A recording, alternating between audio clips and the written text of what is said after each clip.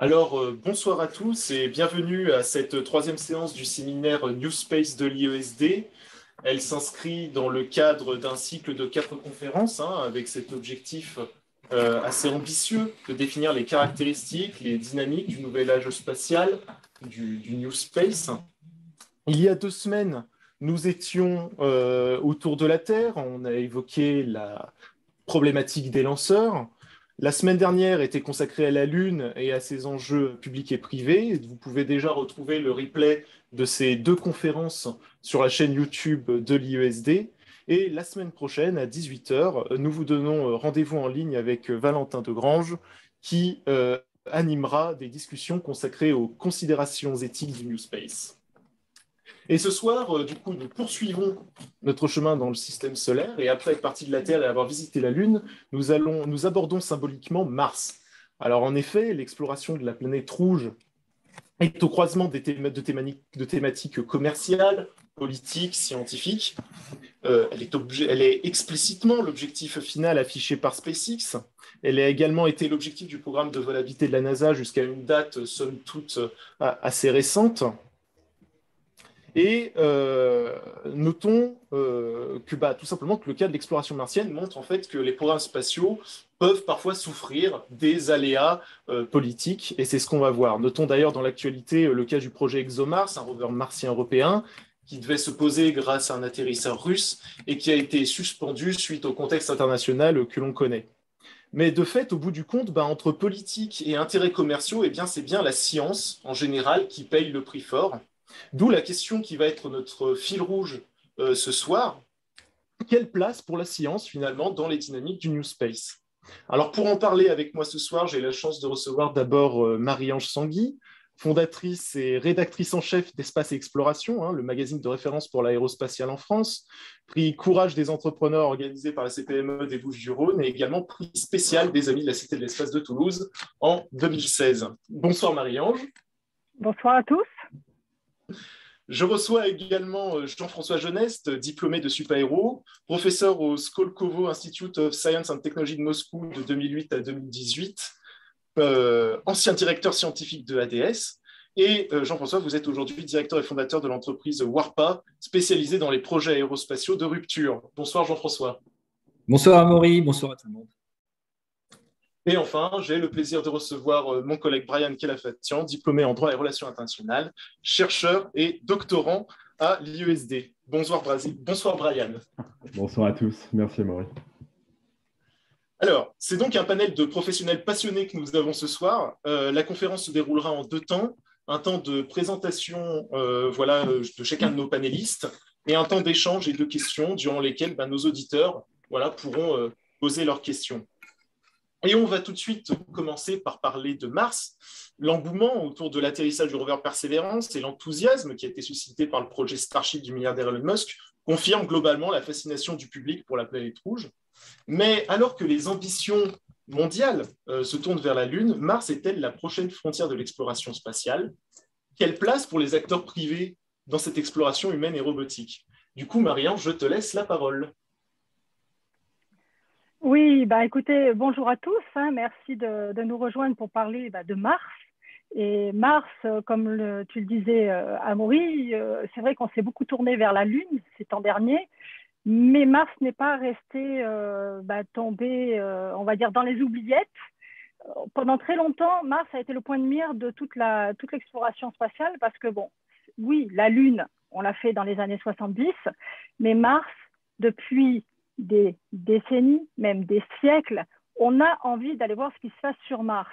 Donc, même si pendant un temps, on a décidé de faire une petite pause et de s'intéresser à la Lune, on est parti quand même dans une optique d'aller vers Mars. Alors, pourquoi vers Mars? Tout simplement parce que c'est notre imaginaire qui nous fait penser que peut-être il y a des petits martiens dessus. Alors, grâce aux différentes sondes que l'on a depuis de nombreuses années, on s'est bien rendu compte que les martiens n'étaient pas si visibles que ça. Alors, grosse déception, mais est-ce que des petites bactéries, des petites choses martiennes seraient encore vivantes ou ont été vivantes sous le sol martien qui est peu hospitalier?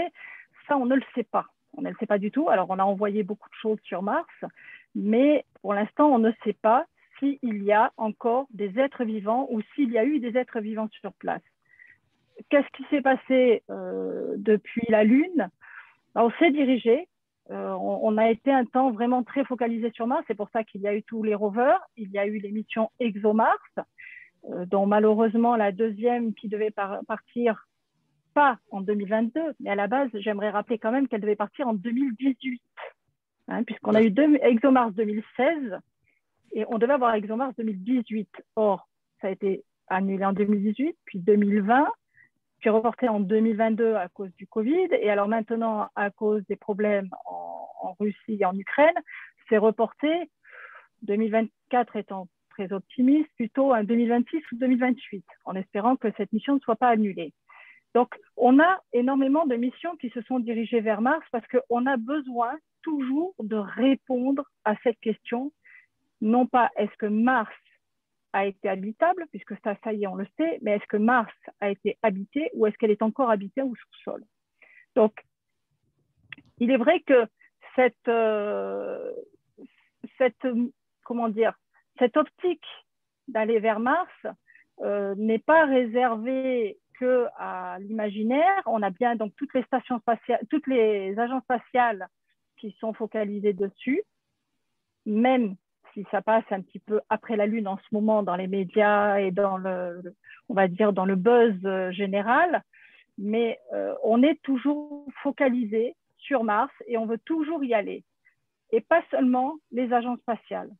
Comme tu le disais, il y a des privés qui s'intéressent, et particulièrement SpaceX. N'oublions pas que SpaceX, c'est quand même une idée assez, constante chez lui. Depuis tout jeune, il a décidé d'aller dans l'espace, il a décidé d'emmener l'humanité dans l'espace, et il a décidé d'emmener des humains sur Mars.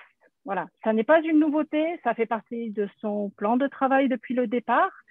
Et même s'il est actuellement en train de développer tout un tas de choses, il a toujours dans ses objectifs, et le Starship est là pour cet objectif, c'est d'aller sur Mars, d'emmener des hommes sur Mars et de s'installer sur Mars. Voilà. Donc aujourd'hui, au niveau des États, si on fait un petit comparatif au niveau de ce que nous propose le New Space et ce que nous propose le New Space comme SpaceX et ce que nous proposent les agences spatiales, on a des agences spatiales qui sont assez classiques dans leur objectif vers Mars, c'est-à-dire on est dans un objectif de faire de la science, de faire de la technologie. On part avec des robots. L'homme sur Mars est quelque chose qui reste plutôt dans les tiroirs au niveau des agences parce qu'on sait que ça va être très, très compliqué, que ça va être très cher. Donc, pour l'instant, on est plutôt dans de la science et de la technologie sur Mars avec les rovers. Et n'oublions pas Ingenuity, le petit drone volant qui était la nouveauté avec Perseverance récemment, le dernier rover amené par les Américains.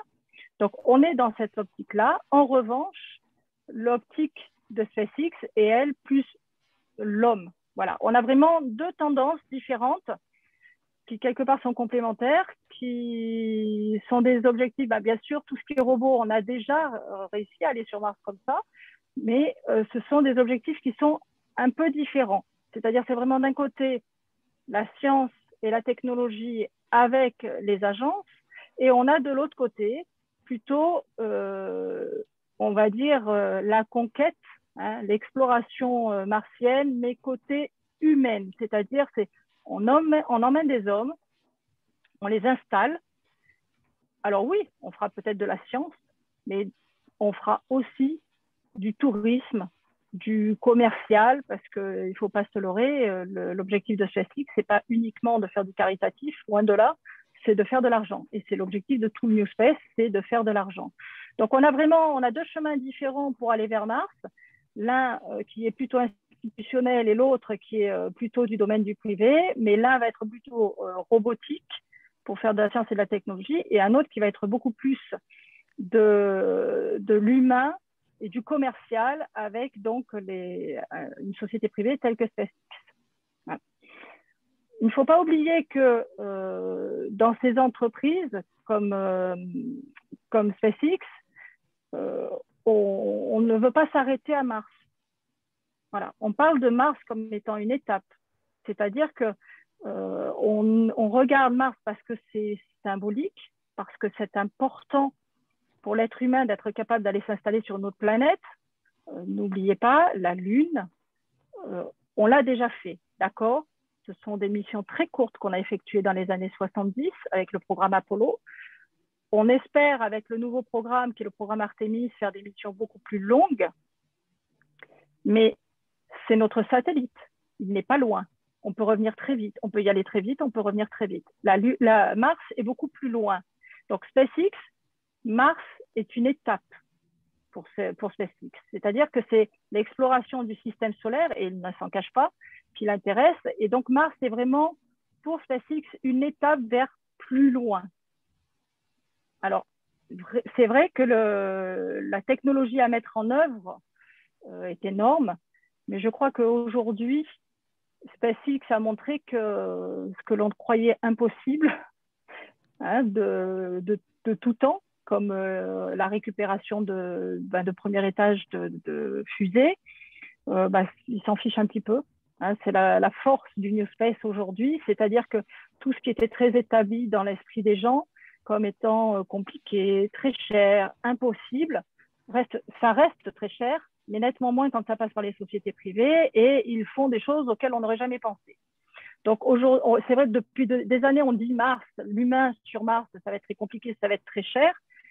Oui, mais je dirais qu'aujourd'hui, avec SpaceX, la donne sera peut-être différente. Ça va rester cher, il ne faut pas se leurrer, ça va rester dangereux, il ne faut pas se leurrer non plus là-dessus, mais SpaceX va peut-être avoir des solutions, peut-être avoir des idées, et tout le New Space qui travaille autour, tous vont peut-être avoir des idées très disruptives qui vont changer la donne et qui vont nous faire regarder l'exploration martienne de façon différente, du moins au niveau humain. Et une exploration martienne qui ouvrira certainement les portes du plus lointain. Voilà, bon, ça sera toujours aussi compliqué. Mais par exemple, au niveau des moteurs, si aujourd'hui on est sur du plastique, je pense que de son côté, SpaceX travaille peut-être sur de futurs moteurs permettant un accès à Mars beaucoup plus rapide. On a ce problème-là. Pour aller sur Mars aujourd'hui, il faut 4 à 6 mois. C'est pareil pour tout le monde. Pas de jaloux, que ce soit du côté institutionnel ou du côté SpaceX et New Space. On est toujours sur du 4 à 6 mois pour accéder à Mars.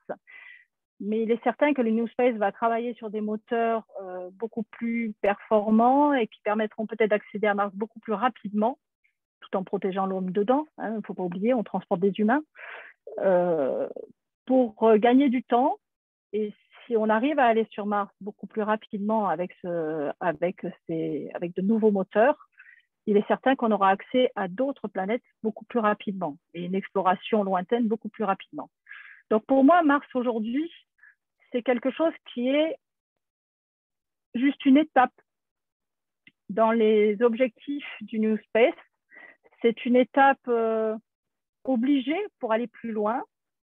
Et ils ont toute leur place, si on compare le travail de SpaceX aujourd'hui et du New Space en général par rapport aux institutionnels, ils ont toute leur place dans cette direction.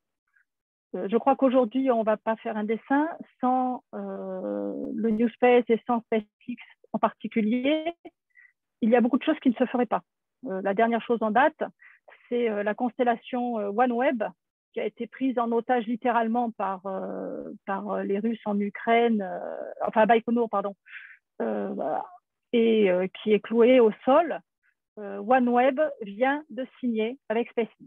Alors c'est très amusant parce qu'ils ont juste 2 constellations concurrentes qui sont Starlink et OneWeb. Néanmoins, que fait OneWeb? L'option pour se déployer, elle est très vite vue. C'est celui qui est le plus efficace, le plus rapide, c'est SpaceX. Donc aujourd'hui, on voit que ce New Space, ce que fait SpaceX et qui change complètement la donne sur le milieu spatial, est hyper importante. Et dans l'exploration martienne, je pense, je l'espère grandement, avoir la chance, grâce à SpaceX, de voir de grandes nouveautés sur Mars. C'est-à-dire que aujourd'hui, attention, quand j'ai vu atterrir Persévérance, autant vous dire que j'étais heureuse, hein, j'étais comme une gamine qui voit arriver le Père Noël, littéralement, parce que c'était extraordinaire, surtout quand on voit ce Sky Crane qui le fait descendre, cette grue, hein, qui fait descendre ce rover.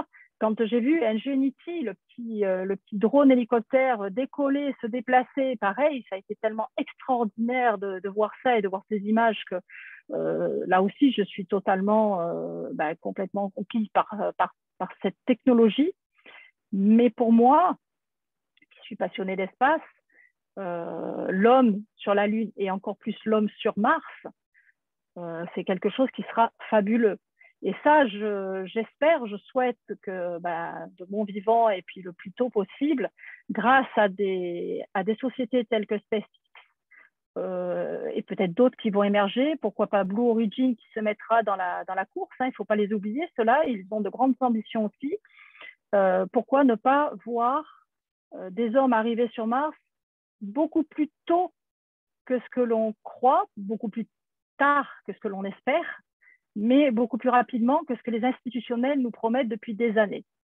Parce que dans les années 70, Mars, l'homme sur Mars, c'était dans 20 ans. Dans les années 90, c'était toujours dans 20 ans. On est en 2022, on dit toujours dans 20 ans.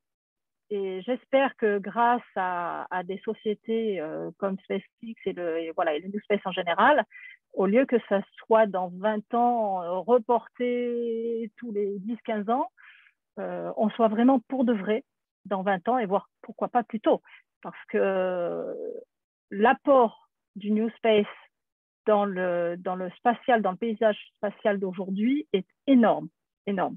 Il y a des tas de choses qui se sont modifiées, il y a des tas de choses qui ont évolué, comme par exemple la rapidité de redécoller.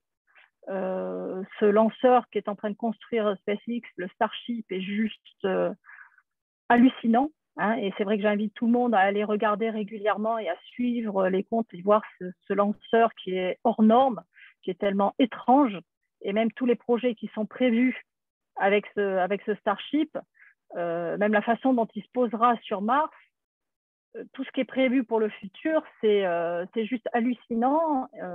Même la façon dont il doit se reposer sur Terre.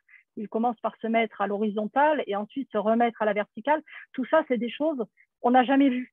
On n'a jamais vu. Et je pense que ce New Space pour le futur et pour l'exploration de Mars risque de nous apporter énormément de surprises et nous permettra sans doute de faire des choses auxquelles on ne pensait pas hier, mais auxquelles on ne pense pas encore aujourd'hui et peut-être demain.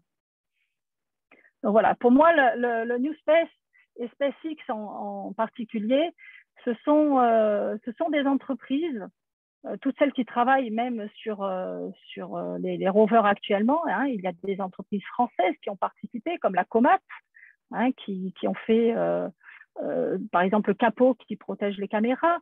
Il y a énormément de petites entreprises parce qu'on s'arrête à SpaceX, mais on oublie qu'il y a énormément de petites entreprises, des fois qui ont 10, 20, 30 employés, qui travaillent sur les projets du futur, c'est l'exploration du futur, qui sont dans la veine du New Space et qui travaillent pour aller sur Mars, pour aller établir des hommes, peut-être marcher en premier sur Mars, puis établir peut-être des bases sur Mars.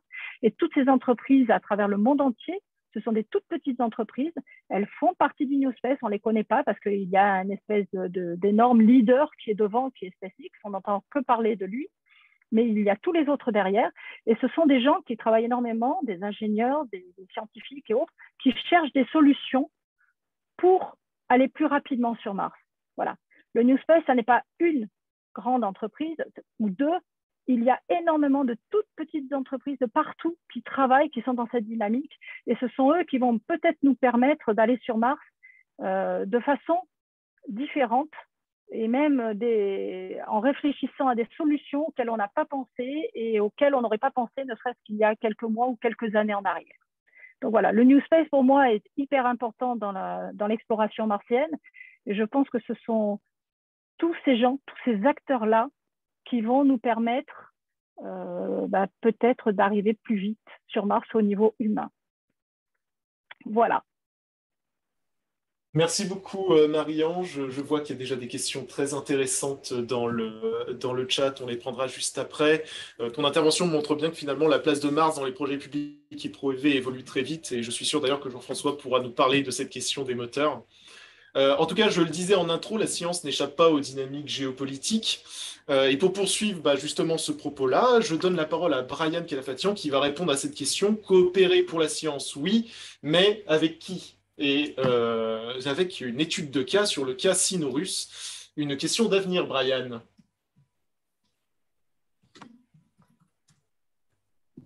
Si je ne remets pas le son, ça marchera moins bien. Merci beaucoup, Amaury. Merci beaucoup aussi, Marianne. Je tenais à te transmettre mes amitiés. Tu le sais. C'est marrant parce que tu as parlé des 20 ans et j'ai retrouvé dans des cartons chez mes parents un vieil exemplaire du journal de Mickey, spécial espace. Et les considérations ont totalement changé ces dernières années. On était beaucoup plus sur une approche internationale avec l'arrivée de l'ISS, la fin de Mir. C'est intéressant de voir comment le récit change aussi au fil des années. Mais pour revenir à mon sujet, on va parler de la Chine, de la Russie, bien entendu. Et permettez-moi de commencer en 1945, donc opération Paperclip, la fin de la Seconde Guerre mondiale. On récupère les personnalités, on récupère les technologies qui ont été développées par l'Allemagne à la fin de la Seconde Guerre mondiale. Et depuis cette date précise, aucune guerre ouverte n'a eu lieu dans l'espace extra-atmosphérique. Donc c'est une sorte de sanctuarisation tacite des relations interétatiques dans ce milieu qui se donne à voir dans plusieurs domaines, on pourrait dire, notamment l'économie, donc avec le soutien aux industries. On pense notamment à la période Bill Clinton qui a amorcé ce que l'on connaît aujourd'hui sous le nom de New Space. Ensuite, il y a la science en tant qu'enjeu de puissance, on le sait tous, et de rayonnement, qui a hérité du rapprochement fondateur entre le domaine nucléaire et le domaine spatial. Le troisième point important, c'est le point politique, ou plutôt diplomatique, avec le poids de la coopération et des alliances dans le domaine spatial. Il y a ici un paradoxe assez important entre la coopération et la compétition dans ce domaine. Et c'est justement ces deux derniers sujets, la science et la politique, qui vont être au centre de mon exposé. Récemment, c'est difficile de le manquer, la Russie a procédé à l'invasion de l'Ukraine et, face aux sanctions européennes, a pivoté vers l'Est et donc vers la Chine. On pourrait dire que l'ours s'est rapproché du dragon en quelque sorte. Ce genre de technique de pivot vers l'Est n'a rien de nouveau, puisqu'on l'a déjà aperçu en 2014, notamment après l'annexion de la Crimée, et face, une fois de plus, aux sanctions européennes. Le 4 février dernier, donc, en marge de l'ouverture des Jeux olympiques d'hiver en Chine, la Russie a signé avec la Chine un partenariat sans limite, témoin d'une amitié sur la longue durée, ainsi que plusieurs partenariats commerciaux, notamment le rapprochement entre les systèmes d'observation satellitaire Beidou et GLONASS. La Chine et la Russie ont un positionnement très ferme face notamment à une hégémonie occidentale, par exemple par rapport au PPWT, donc pour prévenir le placement d'armes en orbite. Il y a aussi une position ferme à l'encontre du projet Artemis, dont on a parlé la semaine dernière. La Chine, par exemple, est mise de côté depuis 2011 par l'amendement Wolf. C'est l'amendement qui prévient toute coopération entre la NASA et les programmes chinois pour éviter une fuite des savoirs, entre autres. La Chine n'a pas réfléchi 2 secondes avant de charger le projet Artemis en parlant du mouvement d'enclosure. C'est notamment Deng Xiaoping qui a parlé de ça, un diplomate, qui a fait référence au mouvement d'enclosure, donc une volonté par une minorité de s'approprier des espaces collectivisés. La Russie, de son côté, a souhaité ne pas prendre part au projet Artemis car elle craignait de ne pas avoir une garantie d'égalité avec les États-Unis. Cependant, on peut le voir avec la jurisprudence de l'accord intergouvernemental qui a fondé l'ISS, qui a été revu afin d'y incorporer l'URSS à l'époque, la Russie à la fin de l'URSS. Cependant, la relation entre la Russie et la Chine est-elle réellement une amitié sans limite? Alors c'est là où ça devient intéressant, c'est-à-dire qu'il y a une convergence des intérêts, notamment afin de créer un modèle multipolaire en négation avec les aspirations hégémoniques des États-Unis. La Russie souhaite cependant pondérer ses aspirations au rapprochement afin de ne pas risquer d'être vassalisée par la Russie. La question s'est là aussi posée en 2014 lors de l'annexion de la Crimée et après consultation de ces administrations, le gouvernement russe avait décidé qu'il serait beaucoup plus intéressant de se rapprocher de la Chine, car celle-ci aurait beaucoup moins d'intérêt à essayer d'uniformiser, on va dire, les politiques des deux États. La Chine, de son côté, est partagée entre la volonté de soutenir un régime aux aspirations communes. D'un côté, on pense notamment à un parallèle qui est fait entre Taïwan et l'Ukraine, qui en réalité n'a pas réellement de raison d'exister, puisque la Chine est vraiment attachée à ce principe d'intégrité territoriale, notamment afin de justifier ses prises en mer de Chine, ainsi que son rapport à Taïwan, qui pour la Chine est toujours présent. Et de l'autre côté, il y a aussi une peur d'être ostracisé par les principaux partenaires commerciaux, donc à savoir l'Union européenne et les États-Unis. Et c'est justement cet ensemble de données qui va amener à une sorte de partenariat à la carte, pour reprendre les mots de Marc Julien, un partenariat ni trop intrusif, ni trop engageant pour les deux États, qui arrive tout de même à se rapprocher sur certains domaines. Et l'exploration spatiale dans tout ça, vous me demandez, on peut voir entre la Russie et la Chine deux stratégies réellement distinctes. La Russie, on peut constater de son côté un manque d'autonomie flagrant. La Russie est davantage un partenaire qu'un État qui crée des programmes par elle-même. La corporation d'État, Roscosmos, peine à assurer la viabilité de l'héritage soviétique, qui est très fort en termes de lanceurs notamment et d'exploration humaine. Et il y a un manque de stratégie claire qui semble un peu se lire dans les lignes de la stratégie russe.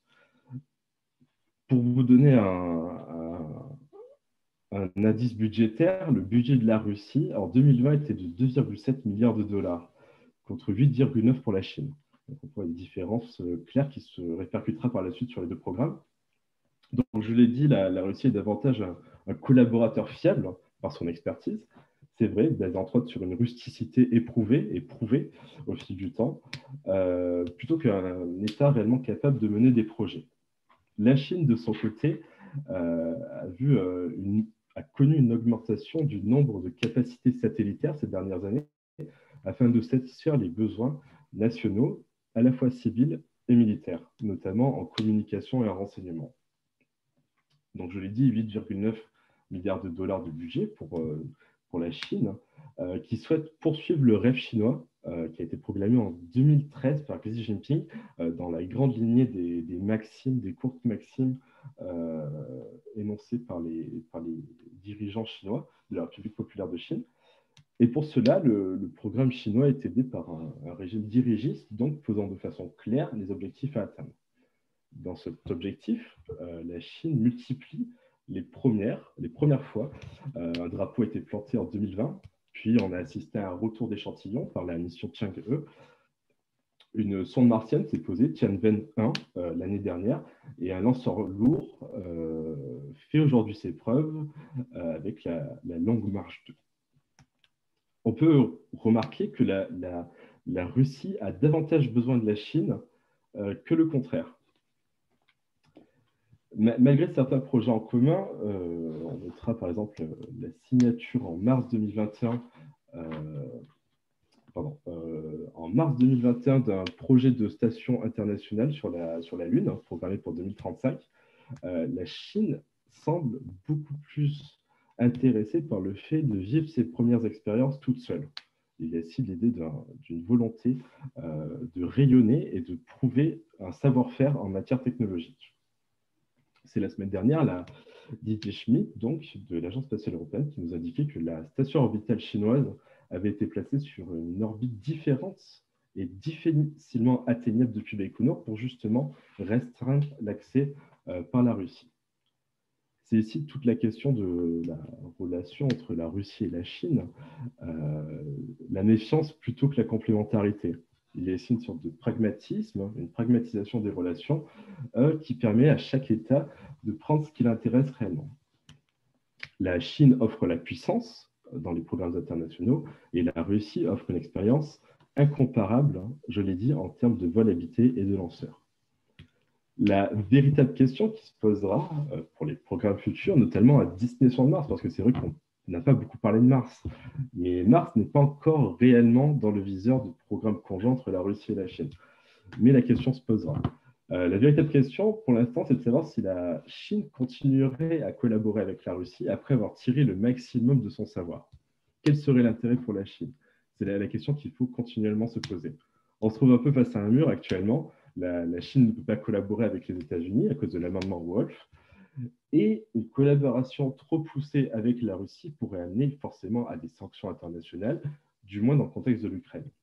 Et pourquoi pas avec l'Union européenne ou l'Europe, avec l'ESA. Et c'est là réellement le moment où il faudra tirer son épingle du jeu si on veut entrer dans un partenariat avec la Chine. En 2017, les astronautes de l'Agence spatiale européenne, Samantha Cristoforetti et Mathias Maurer, s'entraînaient au large des côtes chinoises avec 16 astronautes. 2021, une réunion entre l'ESA et le CNSA, l'Agence spatiale chinoise, a visé à renforcer les liens dans le domaine de l'observation terrestre, notamment. Et la suite, c'est là toute la question qu'il faudra se poser et pour laquelle il faudra suivre avec beaucoup d'intérêt le rapprochement et l'éloignement continuel qu'il y aura entre la Chine et la Russie, et pour arriver à fournir un élément de réponse à cette question. Merci beaucoup. Alors, merci beaucoup, Brian. Je suis sûr que l'expérience d'ailleurs de Jean-François, qui a travaillé pendant longtemps avec la Russie, pourra nous éclairer sur cette position russe vis-à-vis de la Chine et sur les capacités russes.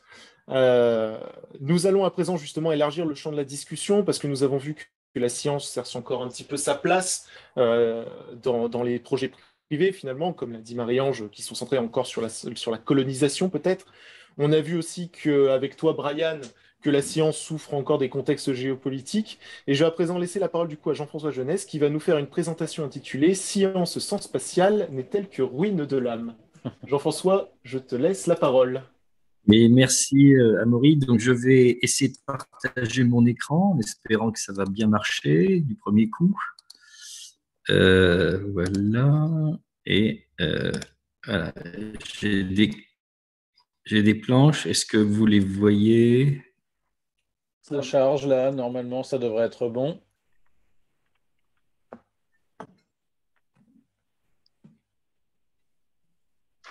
Ah, nous nous voyons. Impeccable. C'est bon? Alors parfait, je passe en plein écran. Donc j'ai paraphrasé Rabelais pour ce titre, qui c'était plutôt pour une figure de style que pour illustrer le contenu, mais enfin comme le sujet était la science et le New Space, j'ai pensé que c'était... On parle de science, donc je vais vous parler de science dès le départ, si vous voulez. Je vais commencer par les choses qui fâchent. Qu'est-ce qui fâche en science? Eh bien, si vous voulez, replaçons-nous au Moyen-Âge, 5 minutes. Les gens connaissaient très peu de science en fait à l'époque. Alors ils avaient de la technologie par ailleurs, mais il ne faut pas confondre science et technologie. Donc ils ne pouvaient pas faire grand-chose à l'époque. En gros, ils voyageaient. Ils n'étaient pas limités. On pouvait penser à faire à peu près n'importe quoi et on disait j'y arrive pas aujourd'hui, mais peut-être que demain, si je progresse, j'y arriverai. Et on a remplacé la science finalement, c'est une succession d'interdits. Et je vous en cite quelques exemples ici. Ça a commencé, en gros, on va dire avec le principe de Lavoisier. Rien ne se perd, rien ne se crée, tout se transforme. Et bien donc, on est super coincé, quoi. C'est-à-dire, on ne peut rien faire. On est obligé de prendre ce qu'il y a et on ne peut pas créer quoi que ce soit. Alors, il ne faut pas exagérer, mais enfin, en gros, c'est quand même, ça marche à peu près comme ça. Il y a pire que le principe de Lavoisier, puisque c'est le premier principe de la thermodynamique qui dit que l'énergie se conserve. Donc, on ne peut pas créer de l'énergie à partir de rien. On est obligé de consommer ce qui existe déjà, ce qui est quand même un peu embêtant. Après, il y a eu le deuxième principe de la thermodynamique qui dit que l'entropie augmente, donc on ne peut créer que du désordre globalement. Et là encore, c'est une limitation quand même assez extraordinaire. Après, on a eu historiquement la relativité restreinte et générale qui dit que nous sommes limités par la vitesse de la lumière. Alors là, on attaque un peu le spatial, si vous voulez, c'est-à-dire qu'on ne sortira jamais de notre galaxie. Et certains l'ont dit tout à l'heure, déjà pour aller sur Mars, c'est un peu long. Mais sortir du système solaire pour aller sur un autre, le premier, c'est Alpha du Centaure à 4 années-lumière et demie, et c'est le plus près. Donc, de mémoire, je crois que notre galaxie doit faire 200 000 années-lumière de diamètre ou quelque chose comme ça. Donc, Bon, voilà, on n'en est pas au bout. Enfin, ça c'est pour faire plaisir, il ne nous écoute pas, mais Étienne Klein, principe d'incertitude de Heisenberg, notre précision statistique est limitée. Probablement qu'il n'approuverait pas ça, mais ce n'est pas très grave, je ne suis pas d'accord avec lui. Bon, etc. On pourrait rajouter d'autres sujets. Alors, il y a aussi quelques incohérences en science, hein, parce que tout le monde pense que c'est la science, c'est absolu, c'est magnifique, etc. Alors, on a l'énergie du vide.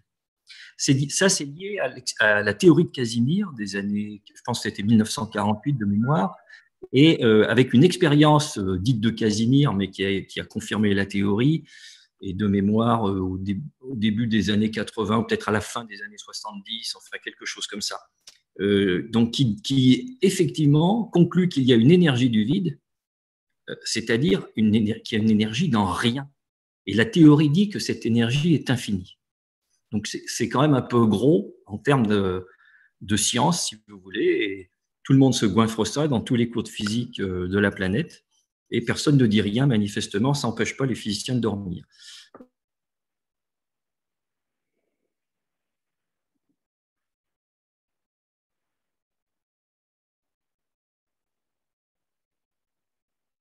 C'est quand même un peu dommage. On peut les compter. Alors, peut-être que c'est à l'école primaire, on vous a appris à compter avec des bûchettes, avec des jetons. On va prendre des jetons. Et vous avez des jetons de la même couleur, par exemple jaune. Et quand vous aviez un paquet 10, vous aviez un jeton vert qui représentait une dizaine. Et ces jetons, on va vous dire qu'ils sont indiscernables. Sont-ils vraiment indiscernables? La réponse, c'est non. Ils sont discernables parce que dans la logique mathématique, si vous voulez, la logique formelle, et ça, c'est quelque chose qui a été fondé par Leibniz, s'il y a deux choses qu'on ne peut pas discerner, eh bien c'est la même chose et il n'y en a qu'une. On ne peut pas compter. Or, la nature compte. Quand vous avez les particules, quand vous avez une masse, vous voyez, on a même une masse de gaz, 1 litre d'air, ça pèse 1,2 g, et eh bien c'est la somme des masses des molécules. Et les physiciens quantiques vous disent que les molécules ne sont pas discernables, alors que vous les pesez. Donc, vous voyez, il y a quelques contradictions comme ça, assez subtiles pour celle-là, je le reconnais. Après, vous en avez tous entendu parler, on passe dans le spatial, la matière sombre, l'énergie sombre. Alors, on pourrait dire, bon, mais c'est marginal. Pas vraiment, puisque la matière sombre plus l'énergie sombre, ça doit représenter 90 ou 95% de l'univers. Et on ne sait pas ce que c'est, personne n'a la moindre ou traître idée de ce que ça pourrait être. Et donc, etc. On pourrait, des incohérences, il y en a partout. Donc, la question, c'est de savoir si on peut casser cette spirale infernale. Alors, la réponse est oui, à condition que l'humanité investisse dans la rupture et non dans l'innovation incrémentale, vous savez, comme c'est la mode chez à peu près tous les industriels de la planète. Et je ne parle pas des endroits où il n'y a pas d'innovation du tout, sinon pour augmenter les impôts. Donc, le spatial est une bonne voie. Et je vais vous donner quelques éléments si vous voulez. Alors, je vais commencer. Alors, comme Amaury l'a dit, moi j'aime le disruptif. Ma société Warpa aime le disruptif. Donc, on va commencer par l'ambition. Parce que pour être disruptif, il faut vouloir. Donc, en Europe, on a pu voir qu'il n'y a ni ambition ni volonté de prendre des risques. Ce n'est pas une critique des deux présentations précédentes, mais c'est un constat. Vous avez parlé finalement de SpaceX, des Chinois, des Russes, mais chez nous, qu'est-ce qui se passe? Rien. Il n'y a aucune ambition européenne et aucune ambition française, puisque la seule ambition française, c'est d'être un wagon européen où il n'y a pas d'ambition du tout et de dépendre des États-Unis, puisqu'on l'a vu, quand les Russes nous blackballent, eh bien, on va aux États-Unis et on ne prend pas notre destin en main. Donc,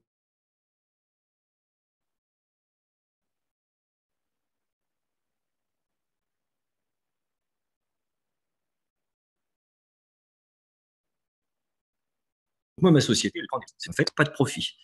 Donc, décrivons succinctement une ambition et je reste dans la science, et un scénario que connaît Amaury d'ailleurs, hyper anthropocentré. Je vais passer par de la science-fiction et ensuite je reviendrai à de la science tout court. Alors, je commence par le scénario hyper anthropocentré. Quelle est la source de croissance de l'économie mondiale ces dernières décennies? Eh bien, c'est la mondialisation. Alors, on peut dire que ça a créé des chômeurs chez nous, mais ça a créé des gens beaucoup plus riches en Chine, en Inde, enfin, etc. Donc, la croissance mondiale est liée à la mondialisation. Et on le voit, d'ailleurs, il y a une sorte de convergence globale, mondiale, des modes de vie, du niveau de vie, enfin bon, etc., etc. Donc ça aura une fin, peut-être à la fin du XXIe siècle, peut-être à la fin du XXIIe, tout dépendra des guerres entre-temps, mais ce n'est pas très grave, on finira par converger. Et le problème, c'est quel est le moteur de croissance après? Eh bien, vous savez, la chanson de téléphone, hein, j'ai un certain âge, donc on te donne de 3 balles, etc. Et tu aimerais bien en refaire une petite gratuite en parlant de sa vie. Et donc, on aimerait bien faire une deuxième mondialisation, si vous voulez. Mais peut-on la faire? Alors, la réponse que je vais donner là, c'est oui. Et je vais passer dans la science-fiction, mais semi-fiction, si vous voulez, puisque je m'appuie sur de la physique qui existe. Je vous ai dit tout à l'heure, l'énergie du vide est infinie. Et donc, voilà, je vais prendre 1 mètre cube de vide, je vais en retirer, comme certains le pensent, 10 puissance 92 joules. Je vais jeter mon dévolu sur la planète Vénus, hein, qui a en gros une jumelle de la Terre avec une atmosphère à base de CO2. Je déplace la planète Vénus pour la mettre en opposition de phase sur la même orbite que la Terre. Donc, j'ai une planète à CO2, donc avec un effet de serre pour le coup, et qui est sur la même orbite que la Terre. Et qu'est-ce que je fais? Je vais prendre des OGM que je vais implanter là-bas, et en 25 ans, je la transforme en planète à oxygène. Et j'ai donc 2 Terres. Je peux donc commencer ma deuxième mondialisation et peupler. Donc aujourd'hui, on a 8 milliards d'habitants, on va dire, donc j'en ai 16. Et en plus, j'offre une redondance à la race humaine. S'il y a un pépin avec un astéroïde qui vient percuter la Terre, qui tue tout, j'ai une deuxième Terre. Continuons, hein, puisque c'est un raisonnement par récurrence classique des mathématiques. Je jette mon dévolu ensuite sur Mars, je prends quelques astéroïdes, je cumule tout ça, je vais chercher un peu de gaz sur les planètes gazeuses et je me fais une 3e planète, et au lieu de les mettre en opposition de phase autour de la Terre, j'en mets une 3e et je mets ça sous forme de triangle équilatéral et qui tourne autour de la même planète, etc., etc. Et j'ai donc tripliqué la Terre. Enfin bon. Alors ça, c'est un scénario de science-fiction qui peut paraître, qui est ambitieux, c'est un fait, mais qui peut paraître un peu olé olé.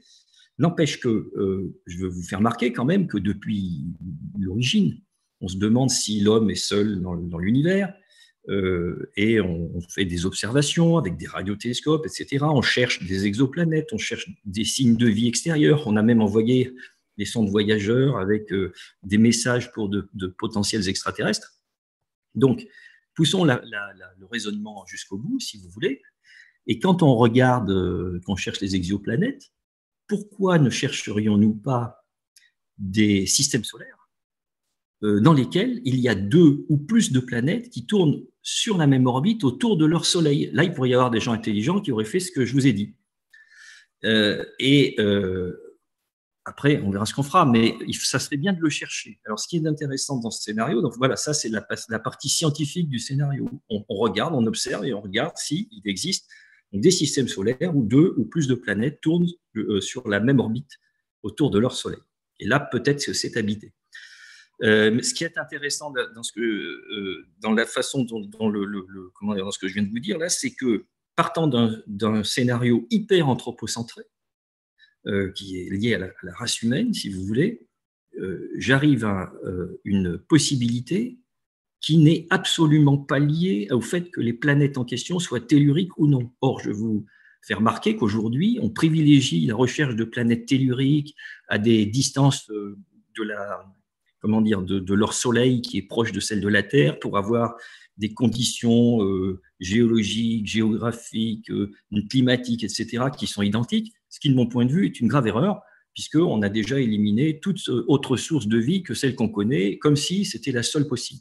Donc voilà, c'était juste un petit truc pour vous faire rêver un peu et d'essayer de penser en dehors de la boîte, comme disent les anglo-saxons. Alors, maintenant, je vais vous parler d'un moteur que j'appelle CrossWorks. Et dans un premier temps, on va parler de moteur, puisqu'on en a parlé tout à l'heure pour Mars. Alors, l'impulsion spécifique d'un moteur chimique, elle est de l'ordre de 320 secondes. On est à 420 si on passe en hydrogène, oxygène, liquide. Mais bon, en gros, c'est ça. Celle d'un moteur plasmique est de l'ordre de 1000 à 1500 secondes. Et ce que vous ne savez peut-être pas, le meilleur moteur actuel est autrichien, avec une impulsion spécifique de 33 000 secondes. Si on veut un voyage vers Alpha du Centaure en 18 ans, l'équation de masse ne commence à converger qu'à partir d'une impulsion spécifique de 10 puissance 12 secondes. Alors, quand je parle de l'équation de masse, qu'est-ce que ça veut dire? Vous connaissez tous la loi de Newton qui dit que la force est proportionnelle à l'accélération. Si vous voulez aller loin et avec un propulseur donné qui va avoir une poussée donnée, vous allez avoir beaucoup de carburant, beaucoup de masse. Et donc, votre propulseur, même s'il donne une petite force, eh bien, comme votre masse est énorme, vous allez très peu accélérer, et donc ça ne converge pas. Et quand je dis que ça commence à converger, puisque j'avais fait les calculs à l'époque, ça converge, mais vous ne voulez pas un vaisseau comme ça parce qu'on n'est pas capable de le construire et sa masse est supérieure à celle de la Terre, même à 10 puissance 12 secondes. Donc, la masse de carburant est supérieure à la masse de la Terre. Donc, cela veut dire qu'il faut songer à se propulser sans rejeter de masse à l'extérieur. Et 99,99% des ingénieurs et scientifiques de la planète pensent que c'est impossible et que cela contredirait la troisième loi de Newton. Donc, ma société a déposé un brevet en décembre 2021 qui montre que ce n'est pas le cas. C'est-à-dire qu'on peut passer outre cette troisième loi de Newton. En fait, on ne la contredit pas, mais il y a un certain nombre de gens qui manifestement ne l'ont pas trop comprise. Donc, au final, les implications de ce brevet, c'est que nous pouvons donc aller sur Mars en une semaine. La ceinture d'astéroïdes est à 15 jours, Jupiter à 1 mois, Alpha du Centaure est à 18 ans et on y passe à la moitié de la vitesse de la lumière. Plus proche de nous, donc, pour les opérations courantes satellitaires, les changements de plan d'orbite sont gratuits, les changements d'orbite sont gratuits. Et bien entendu, il n'y a plus de débris, puisque aujourd'hui, ce qui limite la durée de vie des satellites, c'est la durée de vie de leur carburant. C'est quand ils ont consommé leur carburant, eh bien, on les laisse comme ça, puisque personne ne veut payer un surcarburant pour les désorbiter en fin de vie. Donc là, comme il n'y a pas de carburant, il n'y aura plus d'excuses pour laisser les débris en orbite. Les implications scientifiques. Le système solaire est donc à portée rapide. On peut donc en planifier une exploration systématique, comme l'ont fait les explorateurs pour la Terre, à partir de la Renaissance, donc Magellan, Humboldt, etc. Cette exploration, comme les explorations terrestres, va créer de la connaissance en géophysique et géochimie, mais aussi en physique et en chimie fondamentale, bien entendu, et de nouvelles expériences deviendront possibles. Une nouvelle discipline va donc naître qui concernera la physique du système solaire au sens large et qui sera accompagnée de la physique des différents corps, donc planètes, comètes, astéroïdes, objets de Kuiper, etc. Et cela sera accompagné par un développement des activités industrielles extraterrestres qui permettra un approfondissement des connaissances scientifiques. Alors, il ne faut jamais sous-estimer l'apport industriel à la science, comme cela a été le cas depuis des décennies maintenant en France. Où, je peux vous donner un exemple vécu. J'ai un collègue qui a écrit dans un journal une fois que ce qui s'appelle Airbus Défense Espace aujourd'hui et qui s'appelait Matra Espace à l'époque avait fait une expérience scientifique et les scientifiques universitaires se sont plaints que le mot scientifique était réservé à l'université et ne pouvait pas s'appliquer à l'industrie, n'est-ce pas? Donc, bien joué, c'est incroyable que je puisse vous dire ça, mais malheureusement, c'est du vécu. Alors, je voudrais quand même insister, c'est pour ça que la phrase est en jaune à la fin de la planche, sur la nécessité d'exploiter l'espace. Je n'ai pas voulu intervenir à la dernière réunion la semaine dernière, mais franchement, j'étais absolument en désaccord avec ce qui s'est dit. Explorer pour juste regarder, c'est gentil, mais ce n'est pas le but. Le but, c'est la vocation naturelle de l'humanité, c'est d'être prédateur. On est prédateur, on est câblé comme ça, d'accord? Et donc, on exploitera, parce que si on n'exploite pas, on n'aura rien. D'accord? À part, c'est pas la Calypso du commandant Cousteau qui va s'émerveiller devant les poissons là. L'espace, on est là pour s'en servir et d'ailleurs pour sortir éventuellement un jour de notre système solaire pour coloniser, parce que honnêtement, dans 5 milliards d'années, quand le Soleil va s'éteindre, il n'y a plus personne. Donc il faudra peut-être bien trouver autre chose. Les implications financières, parce que malheureusement c'est le nerf de la guerre. Alors, remarquons qu'au niveau mondial, l'instruction est devenue un marché. L'université de Harvard, par exemple, a un cash qui est supérieur à 35 milliards de dollars. Une vraie compétition a donc lieu au niveau mondial et la France et l'Europe sont absolument absentes de cette compétition. Et nous devons impérativement remédier à cela, au moins tant que le modèle occidental reste dominant. Si on avait un autre modèle un jour hégémonique, on pourrait éventuellement changer la vie. Mais tant qu'on est dans ce système-là, et on ne risque pas d'en sortir, voilà. Ensuite, développer une activité d'exploration accompagné encore une fois d'exploitation, j'insiste sur le sujet, donc du système solaire massif, pour créer du savoir et en faire une spécialité française qui pourrait être de nature à nous positionner sur un créneau financièrement intéressant. Donc, et je viens à la stratégie. Concevoir dès le départ un programme d'exploration à viser de développer du savoir et construire en parallèle une université spécifique à vocation mondiale dont l'enseignement serait fait en français. Protéger les données récoltées par le programme spatial pour garantir le caractère payant et la rentabilité d'un tel projet. Vous voyez, donc s'il y a des universitaires français autour de la table, etc., qui sont pour la gratuité, ben, c'est raté, hein, d'une certaine façon. Devenir les leaders mondiaux en la matière et veiller aux retombées en physique et chimie fondamentale, ainsi qu'à la propriété intellectuelle qui en découle. Je vous rappelle quand même, enfin je vous rappelle, non je ne vous rappelle pas, vous ne le savez pas, mais je vais vous le dire, je trouve scandaleux, je pèse mes mots, qu'une propriété artistique, vous savez, les copyrights sur les livres, la musique, etc., ça dure 70 ans, les droits d'auteur. Et quand vous êtes prix Nobel de physique, vous avez une propriété intellectuelle de 0. C'est scandaleux. D'accord ? Donc, je suis favorable, moi, à un système de propriété intellectuelle qui rémunère les gens qui font de la science fondamentale. Et donc, chaque fois qu'il y a un effet photoélectrique quelque part, Einstein et ses descendants devraient toucher des royalties. Je trouve ça normal. Et ce n'est pas le cas, malheureusement. Et une conclusion donc, qui concerne la science. Donc, les scientifiques, alors, c'est un appel aux militaires puisque l'IESD est proche de la défense, n'est-ce pas? Donc, les scientifiques sont devenus conformistes. Le cas échéant, je pourrais vous donner une longue conférence qui montrerait cela très, très clairement. De tout temps, les militaires ont soutenu les scientifiques, hein, d'accord. Néanmoins, aujourd'hui, ils soutiennent des conformistes religieux. Je vous ai donné en début de présentation les limitations qu'ils ont mises. Ils ont mis des barrières partout. Donc, on est dans notre petite cage, on ne peut pas en sortir et on n'est pas prêt d'en sortir. Et ceux qui veulent en sortir, eh bien, ils sont accusés d'hérésie. Regardez ce qui s'est passé récemment sur un certain nombre de sujets. Donc, il est temps de revenir à ce qui se pratiquait il y a bien longtemps. Hein. Par exemple, Léonard de Vinci. Léonard de Vinci, c'est, entre guillemets, l'invention de l'hélicoptère, du sous-marin. Même si ça ne s'est pas fait sur le moment, il en a quand même eu l'idée. Et donc, il a été financé, hein, lui, à l'époque, hein, par les rois de France. Donc, comme quoi, c'est jamais perdu. Et sinon, si on ne fait pas ça, ben, nous serons condamnés à faire, parfois même en moins bien, ce que font les autres. Alors, je vais vous donner deux exemples. Si je regarde l'industrie de défense française aujourd'hui, elle copie des concepts.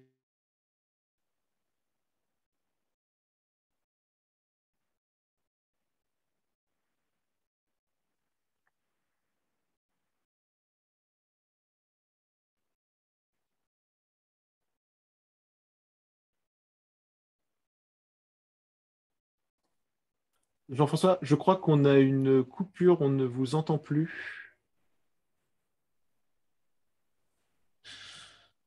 Vous nous entendez, monsieur Geneste?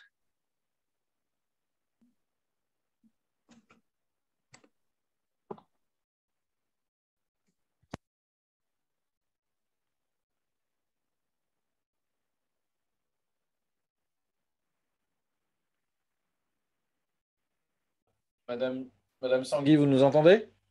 Moi, je vous entends très très bien. D'accord. Ok, parce que je crois qu'on vient de perdre Jean-François Geneste, je crois.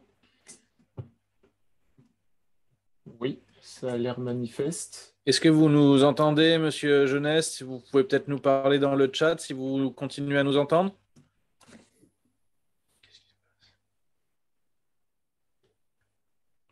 Sa connexion est peut-être simplement. Ouais. Bon. Oui, du coup, bon, comme vous pouvez le voir, c'est un petit peu les aléas, on va dire, du direct, comme on dit. Bon, en tout cas, en attendant que M. Geneste soit de nouveau connecté, déjà, je le remercie déjà pour sa passionnante et intrigante présentation. Je pense qu'on suivra avec attention les développements de les développements de son entreprise. Une petite question, du coup, qui reflète peut-être rebondir un petit peu sur ce que disait Jean-François Geneste sur la nature, on va dire, un peu prédatrice de l'humanité, parce que finalement, on peut relier ça un petit peu au thème de notre conférence. C'est-à-dire, finalement, dans les intérêts, finalement, parfois commerciaux, mais aussi parfois un peu philosophiques de SpaceX, est-ce que finalement, en quelque sorte, l'espace n'est pas des jeux enchantés? Est-ce qu'il n'y a pas une sorte de... Est-ce que finalement, le bien commun de l'humanité, qui est la science, ne s'efface pas finalement au profit d'une logique plus marchande? Moi, je dirais que l'un va avec l'autre. En général, c'est pour faire de la science qu'on va aller vers quelque part et développer du commercial et vice-versa. C'est-à-dire que c'est parce que des gens vont vouloir faire de l'argent à un endroit qu'ils vont avoir besoin de science. C'est assez mélangé l'un avec l'autre. Et souvent, quand vous faites de la science, ce sont des choses que vous allez pouvoir revendre. Monsieur Jeunesse parlait de propriété intellectuelle. On va pouvoir revendre des brevets qu'on a déposés, hein, des technologies qu'on a développées pour pouvoir aller faire du commercial. Tout ça, pour faire de la science, on va développer des choses et ça va devenir du commercial. Donc, pour moi, l'un va avec l'autre. Bien sûr, il va y avoir des missions qui seront peut-être plus scientifiques et d'autres qui seront plus commerciales. Mais je pense que c'est intimement lié. Merci beaucoup, Marie-Ange. Et je crois que nous avons retrouvé Jean-François Jeunesse, je crois. Oui, je suis revenu. Excusez-moi, là, mais mon PC m'a jeté violemment. Et c'est la première fois que ça m'arrive. Ça m'est jamais arrivé. Donc, bon, j'y suis pour rien. Je ne sais pas pourquoi. Est-ce que vous voyez mon écran ou est-ce que vous… Oui, nous voyons toujours ta présentation, François. Ah, ben vous voyez toujours ma présentation. C'est bien parce que moi, je ne la vois pas. Donc, c'est intéressant. Bon, écoute, de toute façon, c'était la dernière planche qui était donc la planche de conclusion. Donc, si vous voulez, si je me souviens bien, puisque je n'arrive pas à voir ma propre planche, la dernière… la dernière phrase était sur les projets en collaboration, parce que j'ai entendu beaucoup et ça revient beaucoup dans nos réunions de collaboration. Donc, moi, je ne suis pas favorable du tout aux collaborations. Je pourrais vous le démontrer mathématiquement, mais globalement, si vous voulez, la question s'est posée dans les années 80, quand Dassault a refusé de faire l'Eurofighter avec les autres Européens. Et donc, la DGA, à l'époque, a sorti une formule qui dit que quand il y a N coopérants dans un projet, le coût du projet croît comme racine de N.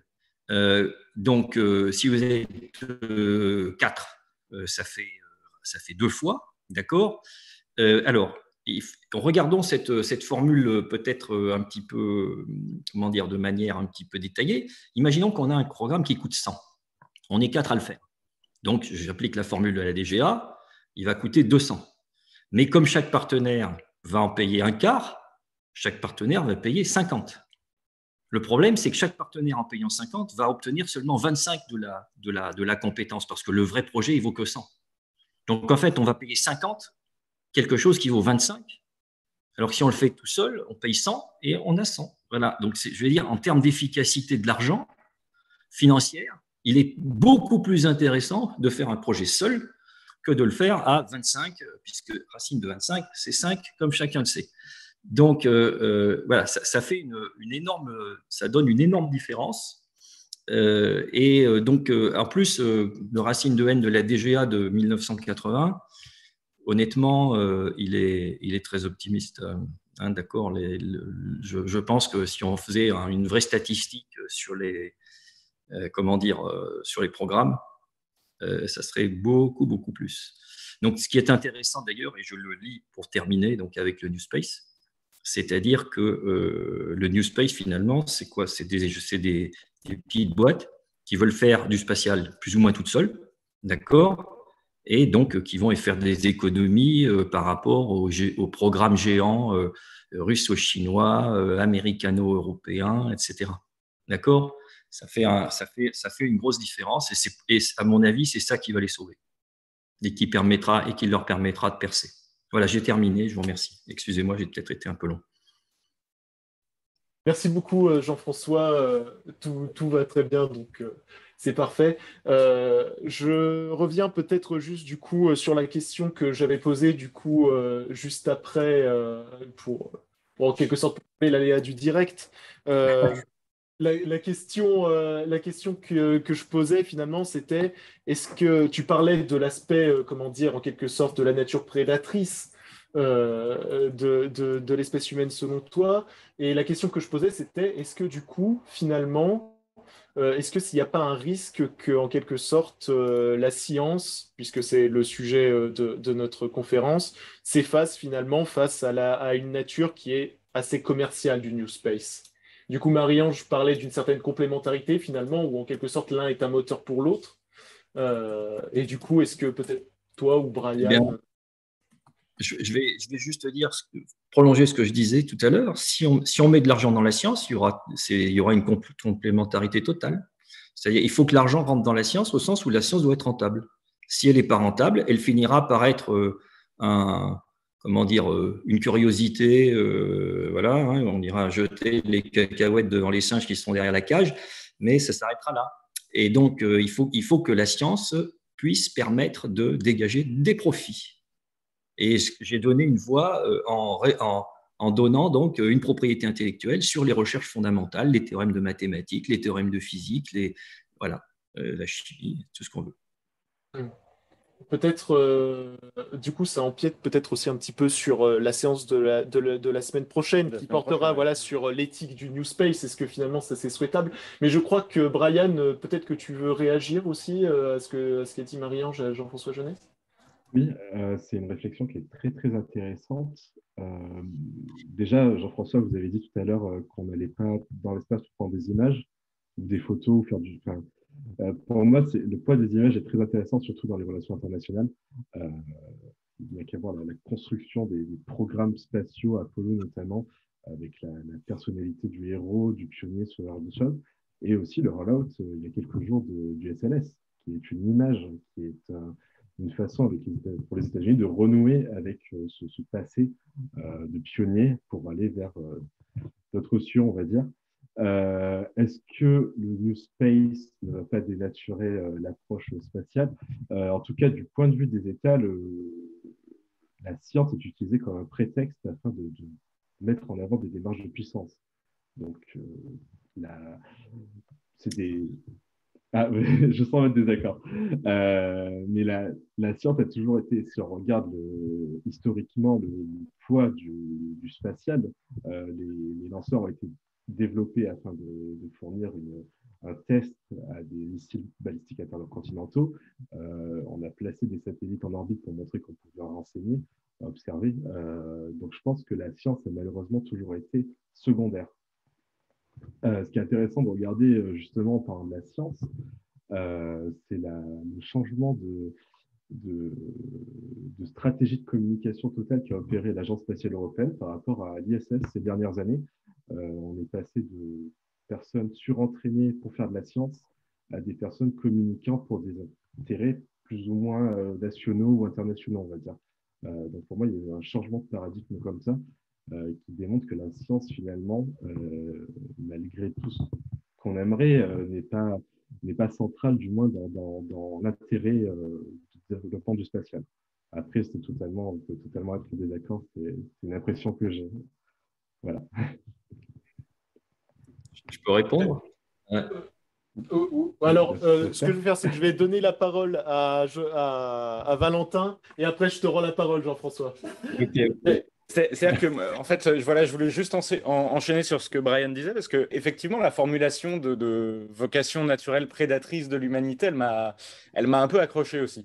C'est-à-dire que si dans le fond, je suis pas en total désaccord avec vous sur ce constat, de fait, effectivement, l'humanité a cette nature prédatrice qui s'est démontrée au cours de l'histoire, finalement. Je suis pas certain qu'il faille forcément l'encourager ou en tout cas l'embrasser complètement. Parce que l'humanité, elle est aussi capable de s'émerveiller devant des phénomènes qui sont purement scientifiques et de faire les choses pour la beauté des choses. Euh, je ne crois pas qu'il faille faire le choix entre l'un ou l'autre, à mon avis. Je pense que ce qui est important, c'est plutôt de faire l'équilibre entre les deux, parce que se jeter à corps perdu dans l'un de ces deux extrêmes, à mon avis, ça peut que mener à une déliquescence des activités humaines de manière générale et puis des activités spatiales en particulier. Alors, je ne sais pas ce qu'en pensent tous les intervenants en l'occurrence, mais je serais curieux d'avoir votre avis.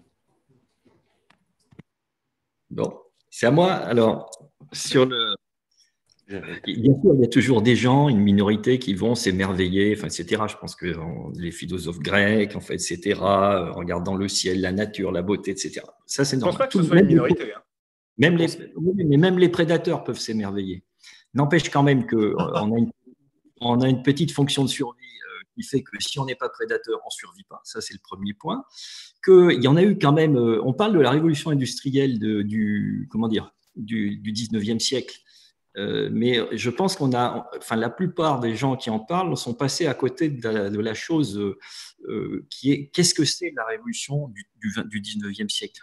On part d'une humanité qui est extractrice des biens superficiels de la nature, c'est-à-dire en gros l'agriculture, et encore on avait déjà fait un gros progrès par rapport aux chasseurs-cueilleurs, et on passe à l'exploitation du sous-sol, c'est l'activité minière.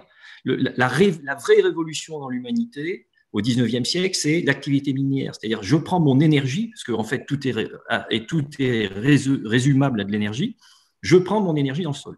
C'est pour ça qu'aujourd'hui, quand je vois les écologistes qui veulent nous ramener au Moyen-Âge, en fait, je suis un peu inquiet avec les éoliennes et les panneaux solaires.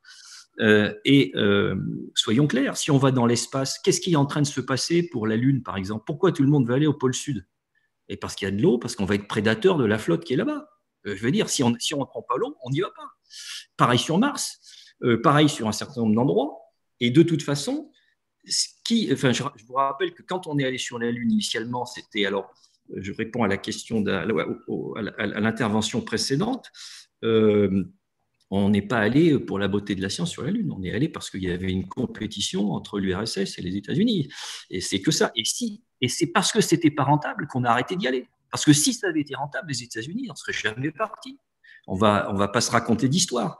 D'accord? Et nous sommes prédateurs et notre système est prédateur. Le système de la société humaine, alors qu'elle soit chinoise, russe, indienne, européenne, on est prédateur. On ne sait pas faire autrement. Et c'est pas si mal que ça. Après, c'est un écosystème. On sait que l'écosystème lui-même, les ressources elles-mêmes, règlent l'équilibre de l'écosystème. Quand il n'y a plus de ressources, voilà. Alors nous, on a la chance d'avoir l'intelligence par rapport à d'autres espèces. Et donc, on est capable d'élargir la part du gâteau, quoi. Enfin, on n'est pas malthusien a priori, quoique on est de plus en plus gouverné par des malthusiens. Mais c'est un autre sujet.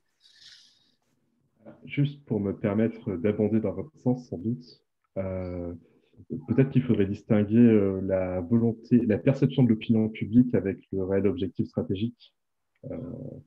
On met de la science pour justifier publiquement auprès de l'opinion publique la fiabilité, la fiabilité du système, mais aussi la nécessité de mettre en avant des programmes scientifiques avec derrière un projet stratégique de confrontation peut-être entre des puissances. Peut-être que ça rejoint un peu ce que vous avez dit précédemment, justement. Une justification auprès de l'opinion publique. Je peux peut-être apporter un point qui va peut-être vous intéresser. Il y a extrêmement récemment, les Américains avaient le GPS. Nous, on n'avait pas Galiléo, le GLONASS, on ne savait pas trop ce qui se passait en Russie, pays d'où j'en parle même pas. Donc, il se trouve que, vous savez, il y a plein de gens qui disent dans les universités, là, les rêveurs justement un petit peu, qui disent « Ah ben oui, mais le GPS, il lui faut pour marcher des corrections de relativité générale, sinon ça ne marche pas, sinon on a une déviation de 800 km par jour, etc., due à la relativité générale. » Alors, le problème, c'est que quand ces gens-là disent ça, c'est vrai, mais le problème, c'est qu'ils n'ont rien compris au système. Pourquoi ?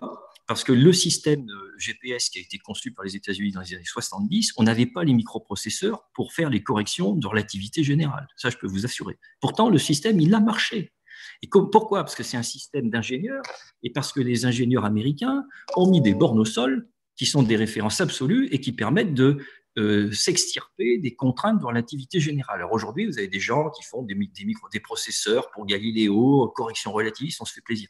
Mais l'information scientifique de savoir si GPS permettait de confirmer ou non la théorie de la relativité générale. C'est quelque chose qui est resté secret défense américain jusqu'aux alentours de 2012 ou 13. D'accord?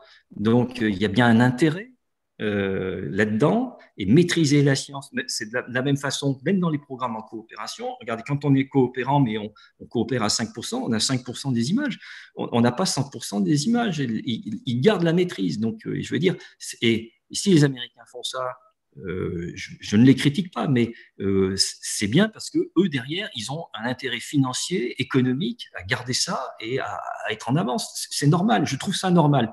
Et ce que je trouve pas normal, c'est que les Américains le font, je trouve qu'ils ont raison, et nous, on est idiots en disant ah ben, on va coopérer, on est les gentils bisounours. Quoi. Non, c'est pas ça. La nature du monde, c'est pas celle-là. Voilà, enfin bon. Alors, en fait, finalement, ce qui est finalement en question aussi, c'est un petit peu la durabilité, finalement, des programmes spatiaux. Hein. Comme tu disais, avec finalement la question de la motivation du MacGuffin, c'est un peu la question de la durabilité des programmes spatiaux. Euh, D'ailleurs, est-ce que, peut-être, Marie-Ange, ça pourrait être une question pour toi, en fait, qu'est-ce qui fait aujourd'hui, peut-être, que de simples sociétés privées, finalement, arrivent à être plus pertinentes, en tout cas, permettent d'être plus rapides justement dans ces programmes. En quoi, en fait, le New Space et les entreprises privées peuvent permettre des programmes spatiaux plus durables, selon toi? Il faut savoir que les agences spatiales, depuis qu'elles existent, se sont alourdies au fur et à mesure. On est face aujourd'hui à des agences, quelles qu'elles soient, qui sont un peu comme des énormes paquebots, hein, avec des lourdeurs administratives, comme on peut le voir dans toutes les administrations possibles et imaginables. Et c'est ça qui fait que quand on veut faire un programme spatial via une agence, ça peut être très long. Parce que c'est un peu, vous savez, il faut remplir le papier rose qui donne accès au papier bleu, qui donne accès au papier vert et qui permettra peut-être un jour de faire une commission qui va étudier avec une sous-commission, etc. Tout ça, ça alourdit le système et fait que dès qu'on doit prendre une décision, c'est très long. Alors que des agences, enfin pas des agences, des sociétés commerciales comme SpaceX, comme Blue Origin, comme toutes ces petites sociétés-là, elles ne s'embarrassent pas avec tout ça. Elles vont au direct. D'abord parce qu'elles ont pour but de faire de l'argent à terme. Ce ne sont pas des œuvres caritatives, il ne faut pas l'oublier. Ce sont des sociétés commerciales.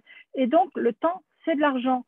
Et on va au plus vite, on travaille vite, on essaie d'avoir les solutions rapidement. Quand il y a un problème, on essaie de réparer le problème rapidement et on n'est pas toujours en train d'essayer de savoir sur qui on va mettre la faute et qui a été le responsable de cette erreur-là. Le but du jeu, c'est de réparer et de repartir tout de suite.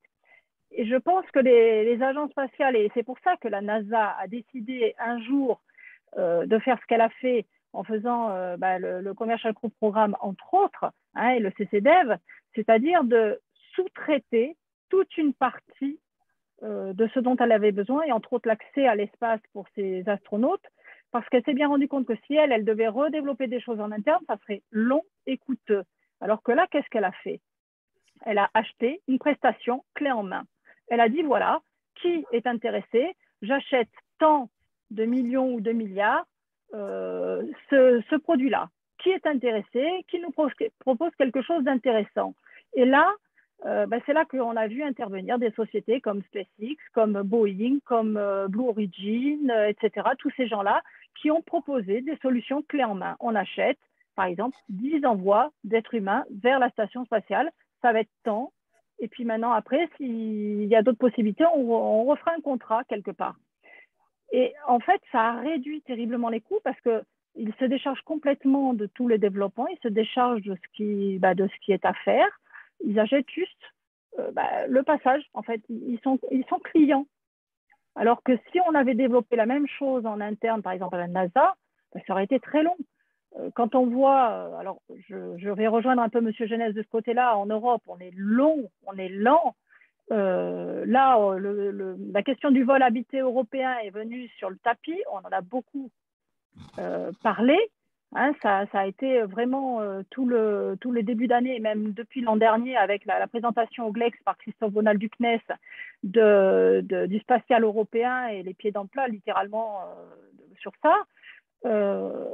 On a décidé, hein, lors du Space Summit du mois de février, qu'on allait créer une commission pour étudier la chose. Alors, je veux bien, il ne faut pas partir comme ça à fond la caisse sans réfléchir, mais est-ce qu'il ne serait pas temps d'aller un petit peu plus vite, d'essayer d'alléger les opérations, les décisions pour rester dans la course? Parce que si on arrive, regardez, on fait ça par exemple pour le réutilisable, on parle de l'étudier, on travaille là-dessus, c'est bien, on a les compétences en Europe, mais on ne va rien voir arriver avant 2030, voire 2035. Est-ce qu'on ne sera pas passé à autre chose que le réutilisable?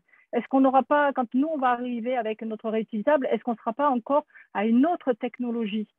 On est lent, on est très lent en Europe. Il faut vraiment, alors qu'on a les compétences, on a les gens qu'il faut, il faut qu'on apprenne à diminuer ces millefeuilles administratifs qui font de nous un énorme paquebot. Et c'est là la différence entre les agences et le New Space. C'est-à-dire que le New Space ne s'embarrasse pas et ne veut pas perdre de temps. Ils ne veulent pas perdre de temps et ils n'ont pas le temps de perdre du temps. Voilà. Donc, ils doivent faire de l'argent et être commercial.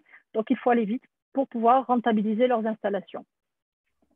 Alors, Madame Sangui, j'aurais une question pour vous qui était un peu dans le prolongement de ce que vous disiez sur le milieu et le nombre d'acteurs qu'il y avait.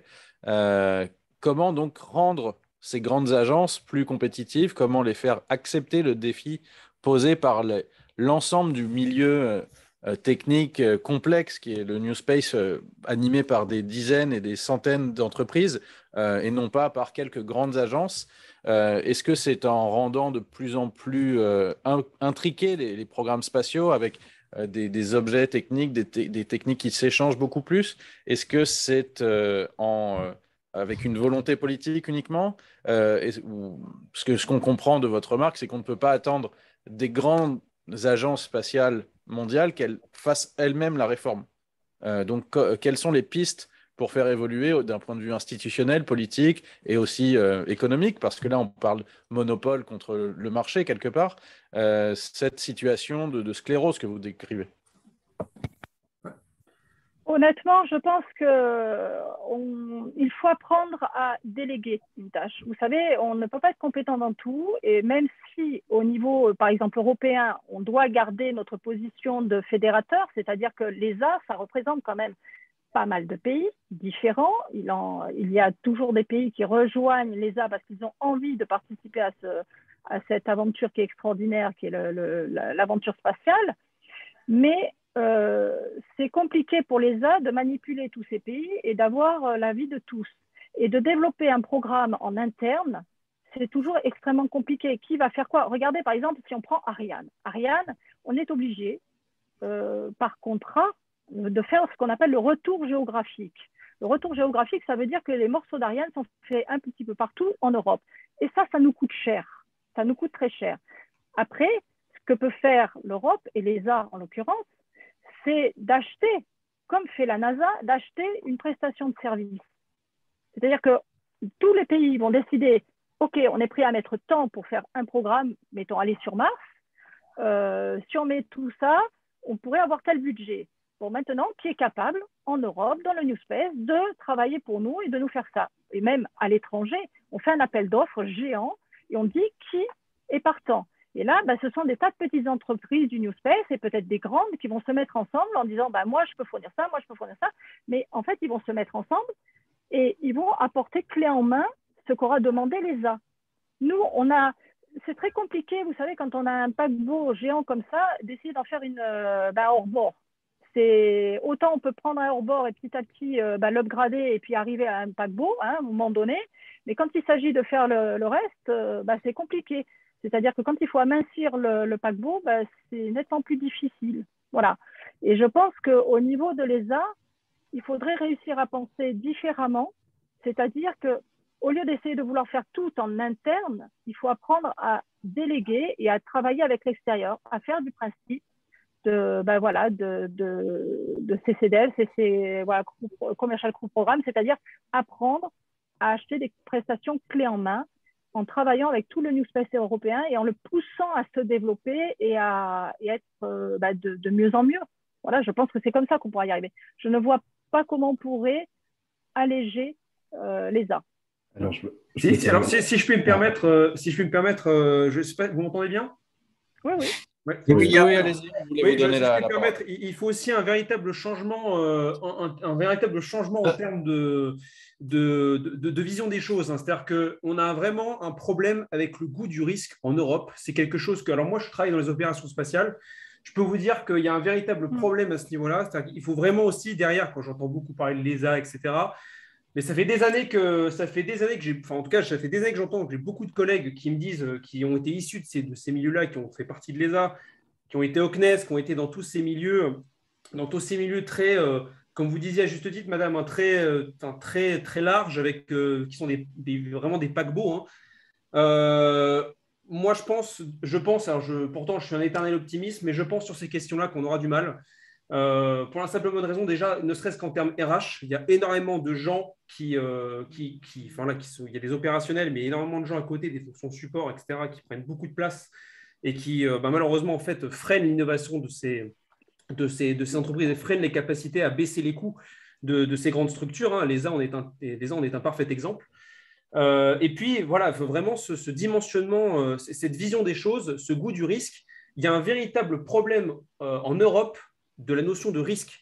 Les Américains, ça l'ont très bien compris depuis des années, à aller dans l'action, à essayer de développer des techniques, quitte à foirer leur lancement ou même leur système. Mais au moins, ils y vont, ils innovent. On a un véritable problème en Europe par rapport à ça, puisqu'on est vraiment trop dans la sursécurité. C'est marrant parce que j'en parlais avec un collègue ce midi, qui est dans tout ce qui est innovation spatiale. On a vraiment une sursécurité qui est présente dans ces institutions. Et je pense qu'on n'arrivera pas à cette... on risque en tout cas de ne pas être compétitif sur ces questions-là. Enfin, ça me faisait rire parce que j'écoutais, je me souviens de feu, un de mes anciens mentors que Jean-François connaît très bien, s'appelait Jean-François Poussin, que Amaury connaît également. Il nous racontait, en tout cas il y a quelques années, quand Elon Musk en fait commençait à arriver sur le marché avec ses idées de lanceurs réutilisables, comme par hasard, les institutions qui étaient les plus hostiles contre lui, c'était les institutions européennes, les Airbus, etc., qui disaient que ça ne se ferait jamais, qu'il fallait laisser, disait-il, si je me souviens bien, au sachant. Enfin, Jean-François, tu me corriges, mais il y a vraiment eu cette idée-là en tout cas, cette idée d'être tout le temps en retard. Et maintenant qu'il y a des gens qui arrivent, oui, il faudrait peut-être y aller. Évidemment qu'il faut y aller. Évidemment qu'il faut y aller. Alors, je me permets de... pardon. Oui, peut-être rendre la parole. Brian, on vous donne la parole et puis après une réaction de Jean-François Geneste. Merci beaucoup. C'est très intéressant parce que c'est vrai qu'on a tendance à beaucoup fantasmer sur les États-Unis. Il faut peut-être revenir au fondement en fait, du New Space aux États-Unis, c'est-à-dire qu'à la fin de la guerre froide, tout le monde s'est assis à une table et dire bon, on a fait toutes ces avancées technologiques, à quoi ça va servir?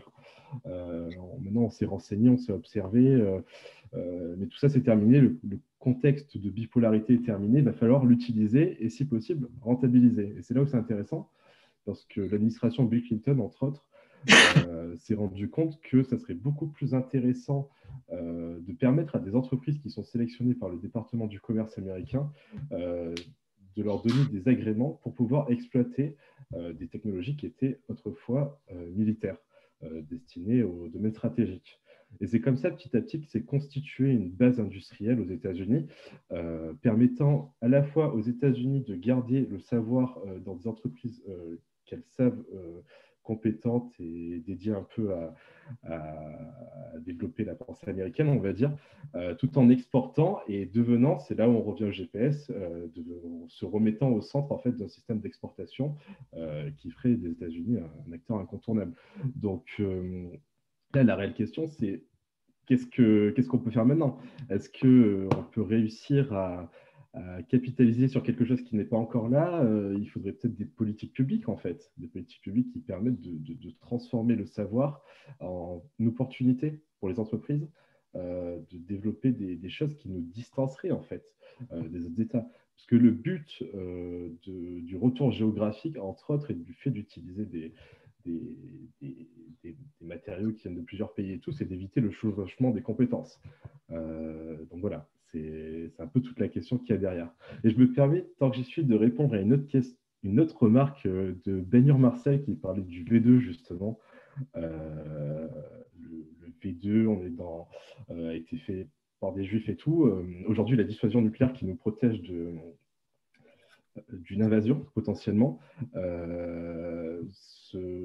utilise des bombes nucléaires qui ont été testées sur des populations en Algérie notamment, mais aussi dans les territoires outre-marins. Donc c'est toute la question de savoir comment se placer.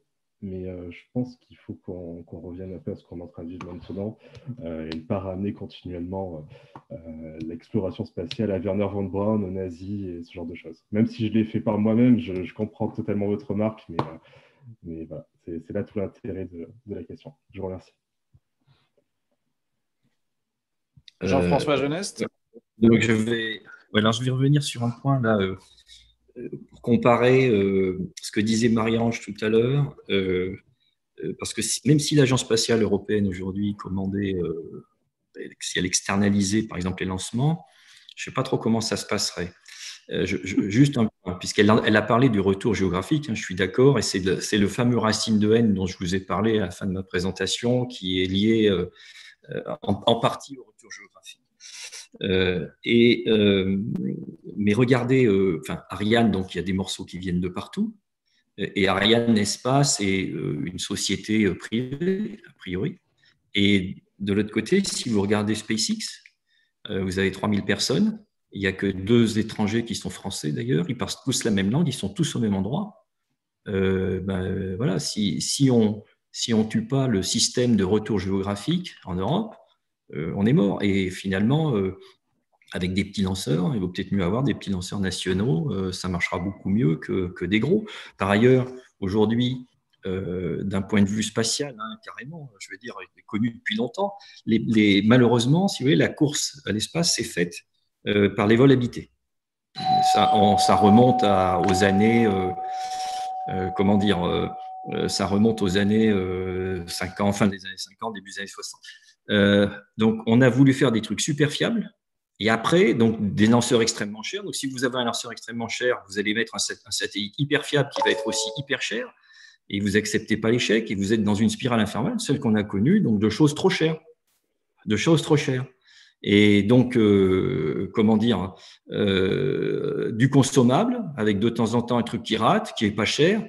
Après tout, si vous faites un lancement, vous perdez 100 000 euros, ça ne va pas chercher bien loin. Hein, d'accord ? Alors qu'aujourd'hui, un lancement de satellite de télécom, c'est une centaine de millions d'euros, auquel vous rajoutez 100 millions d'euros de satellite, vous êtes à 200. Effectivement, on réagit un peu plus, mais si on fait des petits satellites, etc., ça change quand même la donne. Après, dans les solutions proposées, il y en a quand même une que j'aimerais proposer parce qu'elle n'a pas été… Vous voyez, on parle de budget et malheureusement, on vit dans un monde, alors ça, c'est le monde assez anglo-saxon et par lequel on est contaminé en tant qu'Européen.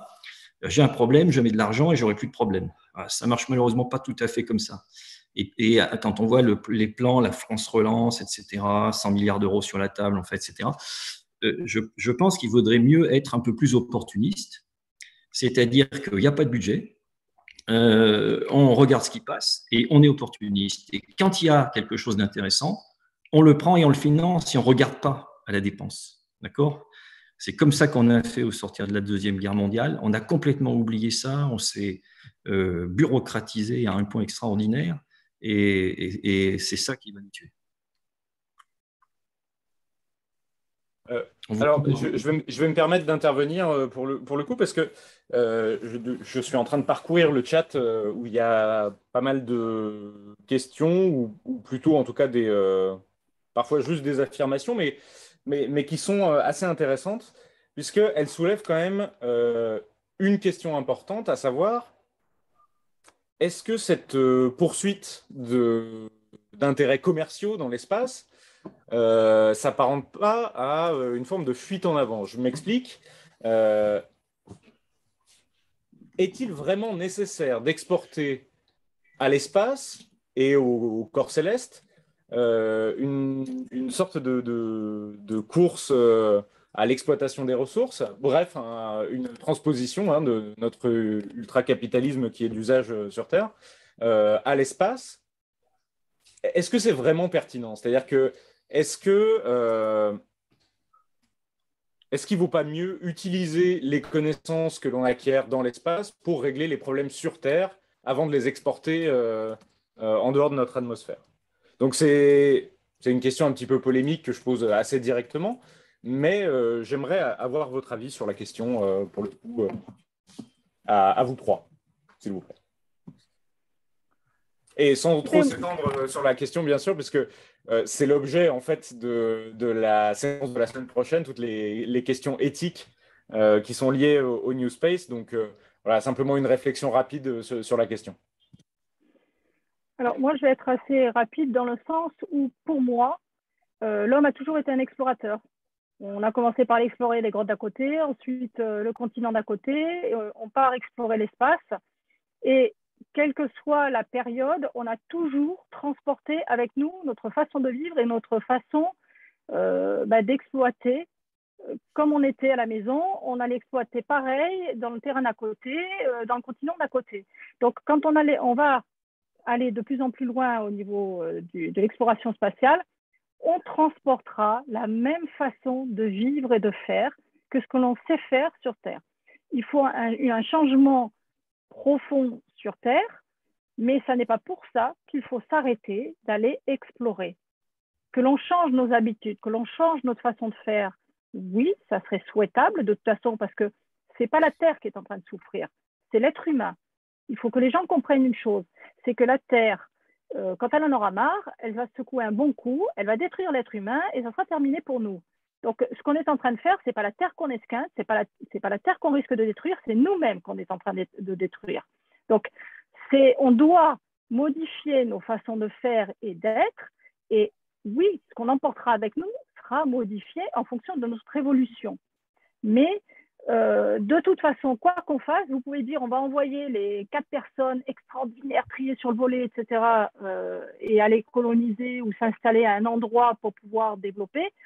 Vous verrez qu'en très peu de temps, ils reproduiront le même schéma qu'il y a sur Terre. Voilà, c'est tout. C'est l'être humain qui est comme ça. Maintenant, c'est en profondeur qu'on doit changer notre façon de vivre et d'être sur Terre. Comme ça, on emportera quelque chose de modifié vers l'espace. Peut-être que les autres intervenants veulent rebondir. Je vais prendre la suite. D'abord, je vais revenir sur une phrase qui était dans ma présentation, le principe de Lavoisier. Rien ne se perd, rien ne se on n'a que transformé des choses qui existaient déjà. Et si on veut les remettre en ordre, c'est qu'un problème d'énergie. J'en profite pour vous donner une information que vous ne connaissez peut-être pas, mais aujourd'hui, si on utilisait des surgénérateurs, et je vous rappelle qu'on a mis 25 milliards d'euros en France pour détruire Superphénix, pour le démonter. Si on utilise des surgénérateurs, sans faire de prospection minière sur la planète, on a de l'énergie à 10% de croissance de consommation énergétique par an sur toute la planète, je pèse mes mots, on a de l'énergie pour 6700 ans de consommation humaine. Si on utilise la surgénération qui est développée par les Indiens actuellement à uranium 233 thorium, on rajoute 21 000 ans à la même équation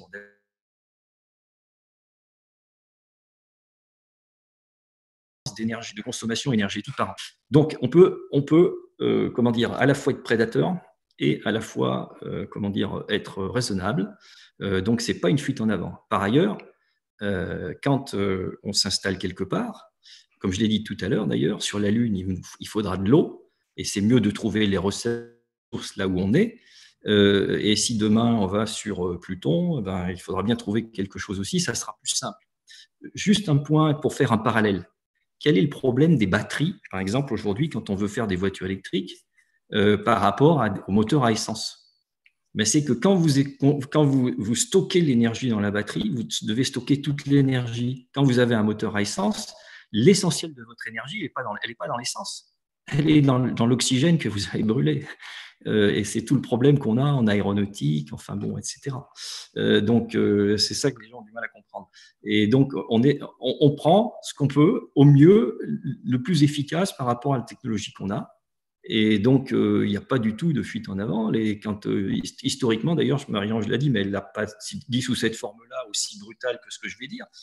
Mais quand les armées napoléoniennes envahissaient le reste de l'Europe, qu'est-ce qu'elles faisaient? Elles faisaient de la prédation sur place pour se nourrir, sinon elles seraient mortes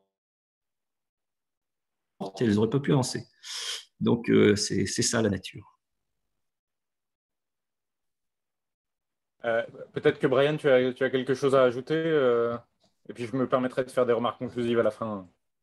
Merci beaucoup. Alors, il y a un insecte énorme qui vient de rentrer dans la pièce, donc si je me mets à crier, c'est totalement normal. Est-ce que le mode de vie est exportable dans l'espace? C'est une réelle question. Alors, j'ai envie de dire, dans les premiers temps, il ne faut pas oublier que les personnes que l'on envoie dans l'espace sont des humains et sont aussi entraînés pour être les meilleurs d'entre nous, suivant des programmes assez forts. Après, mes cours de psychologie remontent assez loin, mais il me semble que le concept de tribu, quand même, se retrouve dans les plus petites structures et se retrouve aussi dans toutes les cultures, sous différentes formes. Mais quand nous avons mis pour la première fois un pied aux États-Unis, enfin en Amérique, pardon, on retrouvait ce concept de tribu, c'est-à-dire une formation autour de potentiels chefs, de une vénération de divinités ou de choses qui paraissaient supérieures, voilà, des appréhensions, des confiances. Donc voilà, c'est un ensemble de personnes peut fonctionner en vase clos et avoir les mêmes choses que sur Terre, sûrement avec des choses qui nous paraissent différentes. Et c'est pour ça qu'on a des tribus qui nous, en tant qu'Européens, nous paraît totalement délirant, mais qui, chaque année, déterrent leur mort pour faire la fête autour. C'est quelque chose qui nous paraît totalement délirant. Mais si demain, on envoie des gens sur Mars, qu'on les laisse patienter pendant 2000 ans, peut-être que c'est la chose qui arrivera sans doute aussi. Voilà, mais c'est purement prospectif. Merci, Brian, pour ta réponse. Alors, bon, comme je l'ai dit tout à l'heure, c'est des notions, des sujets qu'on va aborder un peu plus en profondeur la semaine prochaine avec la séance 4 où je ferai la modération.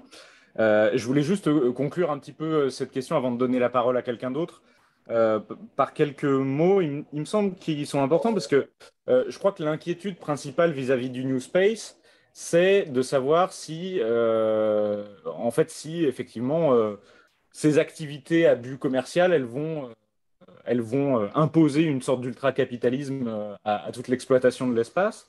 Et en fait, je crois que la richesse du New Space, c'est justement de mettre le spatial à la portée de toute la société civile, économique, et pas uniquement laisser l'affaire aux États. C'est-à-dire que plutôt qu'un énorme pachyderme qui va se lancer avec beaucoup d'inertie dans une seule direction, parfois la mauvaise direction, en fait, on a aujourd'hui une multitude d'acteurs qui vont explorer en fait une multitude de possibilités. Et c'est à la fois des activités commerciales extrêmement dévorantes, j'ai envie de dire, prédatrices même, pour reprendre les termes de Monsieur Geneste. Mais c'est aussi des projets qui sont bien plus éthiques. Il y a un paquet de projets aujourd'hui dans les entreprises du New Space qui cherchent à utiliser de nouvelles technologies, soit pour nettoyer l'espace, soit pour aider les situations sur Terre, etc. Et je pense que c'est ça, en fait, la beauté du New Space, c'est de permettre à toute cette multitude de projets de s'exprimer. Je vais donner la parole à mes collègues. Pour une des dernières questions, il y en aura peut-être une ensuite, on pourrait dire quelque part que là, ce que tu soulignes, c'est l'essence. Quelle est l'essence du New Space? Est-ce que son essence, c'est d'avoir accéléré ce processus de essai, échec, réussite, et de l'avoir généralisé à beaucoup plus d'acteurs et donc de trouver les bonnes voies plus rapidement? Et ça nous amène vers la question de la définition du New Space, qui est une question qui a agité le chat. Et je voudrais donner la parole à un auditeur qui semblait avoir des objections sur ce qui était dit. Donc, Monsieur Cyril Matisse, est-ce que vous voudriez commenter ce qui a été dit et essayer de donner une autre vision qui est peut-être la vôtre, qui pourrait faire réagir les intervenants sur la nature de ce qu'on appelle le New Space et qui, à vrai dire, n'est pas tellement défini et il y a peut-être un travail conceptuel à faire. Alors, est-ce que vous m'entendez? oui. Très bien. Bonjour à tout le monde. Tout d'abord, bravo pour ces émissions formidables. Je suis en Écosse et je travaille effectivement assez peu avec Lisa maintenant, bien qu'on ait travaillé pendant 10 ans ensemble sur différents projets. Le New Space, hélas, tout de suite, enfin, est-ce que je dois dire hélas? Oui, je suis français et notre société est quand même écossaise. C'est une société de mathématiciens, comme je dis, qui va au-delà des mathématiques établies, universitaires. Alors, c'est là qu'il faut avoir du courage. En tout cas, le New Space, et donc nous faisons, hélas, parce qu'il y a besoin de moyens, un consortium avec un groupe que vous avez dont vous avez peut-être récemment entendu parler, qui est Privateer, qui est fondé par les fondateurs de Apple. Bon, c'est juste pour l'anecdote, parce qu'eux aussi, comme ils disent, ils ont beaucoup d'argent, ils en ont marre, et ils ont envie effectivement peut-être de partager un peu plus et d'aider à ce que la planète qu'on arrive si bien à détruire avec des cinglés qui ont beaucoup d'argent, on va essayer peut-être d'opposer ça et d'arrêter cette perspective néandertalienne que je peux entendre là par certains de vos intervenants, même si tous ont raison un petit peu, mais aussi terriblement tort si on veut survivre. C'est un peu comme scier la branche sur laquelle on est, la branche de l'arbre sur laquelle on est, et le faire avec plaisir. Peut-être, tant mieux pour la planète, elle a sûrement besoin de ça. En tout cas, nous, on crée des nouvelles mathématiques, de nouvelles connaissances pour pouvoir essayer effectivement de régler le problème de la pollution spatiale, notamment, pas seulement là, et évidemment les problèmes des lanceurs. On travaille avec Ariane Group, et je dois me porter à faux sur beaucoup de choses. Non aux petits lanceurs, même si effectivement c'est la rentabilité, le mercantilisme. Quand on sait les limites qu'il y a et la destruction des études de Vancouver, de l'université de Vancouver, ou des études très très bien aussi de l'université Southampton. Je dois dire que je ne suis pas tellement habitué à citer l'université parce qu'on est très sévère avec l'université, elle manque de courage. Monsieur Jeunesse parlait de religion et tout, c'est exactement ce que l'on dit dans les talks. Depuis longtemps, l'université n'est plus que dans le consensus et dans l'exclusion des gens qui ont des capacités innovantes. On est vraiment de nouveau dans l'université médiévale. Mais en tout cas, il y a besoin d'aller plus loin. Et là, j'ai envie de dire, je suis français, alors oui, ayons du courage. Je suis européen, peut-être plus encore. Mais ayons du courage. Les Américains ne trouvent pas. On est obligé, nous, de travailler avec des Américains, et notamment, par exemple, les données, les seuls. Il y a la France un peu, l'armée française et l'armée allemande. Les seuls qui ont des données valables sont l'US Army.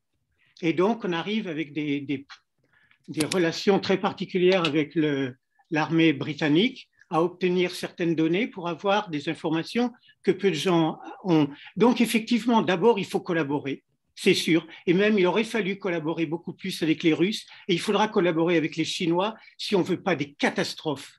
Vous savez que, contrairement à ce que l'on pense, l'espace est loin d'être illimité.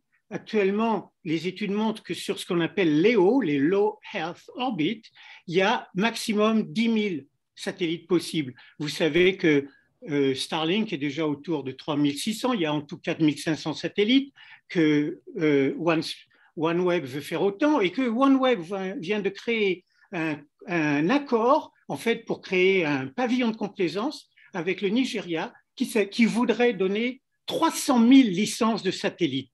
En lot, on est dans la folie des hommes. Et comme dit M. Jeunesse, la bêtise destructive de l'humanité depuis toujours, qui a fait des guerres depuis tout le temps. Alors, où on continue cette vision-là? Et effectivement, je vous assure que la pollution que l'on voit dans l'espace, ce n'est pas dans les médias qu'elle apparaît, elle est bien plus grave encore que les plastiques dans l'océan, et on a de quoi être fier, ou le global warming, etc. Hein. On va réussir absolument très rapidement. Alors vous me direz, bon, il y a encore pire maintenant, même les cinglés qui commandent sont en train de se retaper dessus. Donc on est. Mais vous, citoyens, est-ce que vous ne pouvez pas plutôt au contraire dire arrêtons d'être des espèces de prédateurs et la course au premier. Vous savez ce que fait Elon Musk? Pour nous, dans notre groupe, Privateer, Astroscal, nous sommes un consortium, c'est un bandit.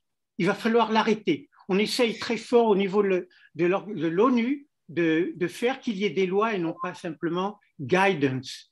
C'est ça le New Space. C'est ce qu'on appelle the sustainability of space. Arrêtez de tout détruire au-dessus de notre tête, parce que là, ça aura encore plus d'impact désastreux pour notre survie. Donc voilà ce qu'on essaye de faire, et voilà ce que je pense que tout le monde entend, en tout cas dans le monde anglo-saxon, de ce qu'est le New Space, c'est justement d'arrêter cette course qui a été dans les années 60, 70, 80, 90 de l'espace militaire, et les militaires sont de nouveau présents. Mais maintenant, on a aussi les billionnaires, milliardaires, pardon.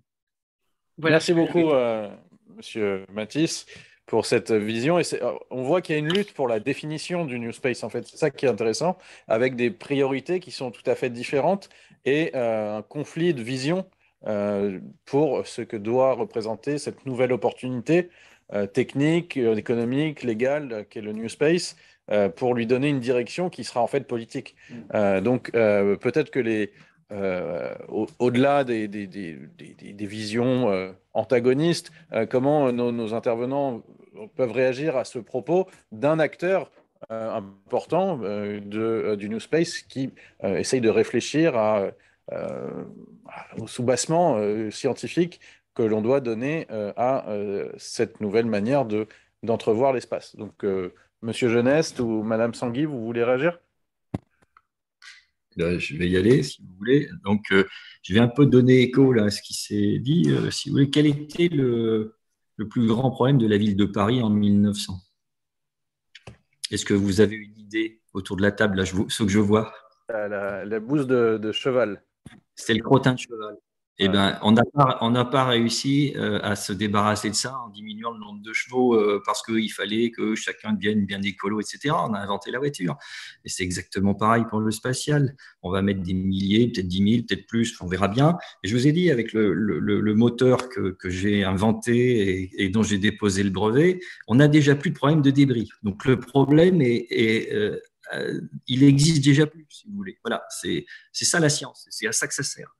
Donc voilà, après pour le New Space, je voudrais quand même préciser à tout le monde là, parce qu'il y en a qui vivent dans un autre monde manifestement, mais comment on a réussi à faire en sorte que les voitures soient abordables à chacun. Tout le monde peut s'acheter une voiture, ou presque, au moins dans nos pays. Comment? Parce qu'au lieu d'en produire 3 par an, on en produit 25 millions. Voilà, ça marche comme ça. Les prix de série décroissent exponentiellement avec le nombre. Donc, on connaît très bien ce phénomène-là. C'est un acquis. Alors, pour le coup, même si ça ne s'apprend pas dans les cours de sciences, c'est un acquis scientifique. Ça, alors là, je veux dire, on le connaît. D'accord? Voilà. Donc, il n'y a que comme ça qu'on y arrivera. Et le New Space est là pour ça. Au lieu de faire une Ariane 5 tous les 3 mois, on va faire 1000 lanceurs. Voilà, j'avais fait une conférence avec le CDE et Amaury était là. J'ai un concept de lanceur dans ma société, c'est un lancement toutes les 6 minutes. Voilà, pour être clair. Et ça marche. Et je peux vous assurer que c'est $500 le kilo en orbite.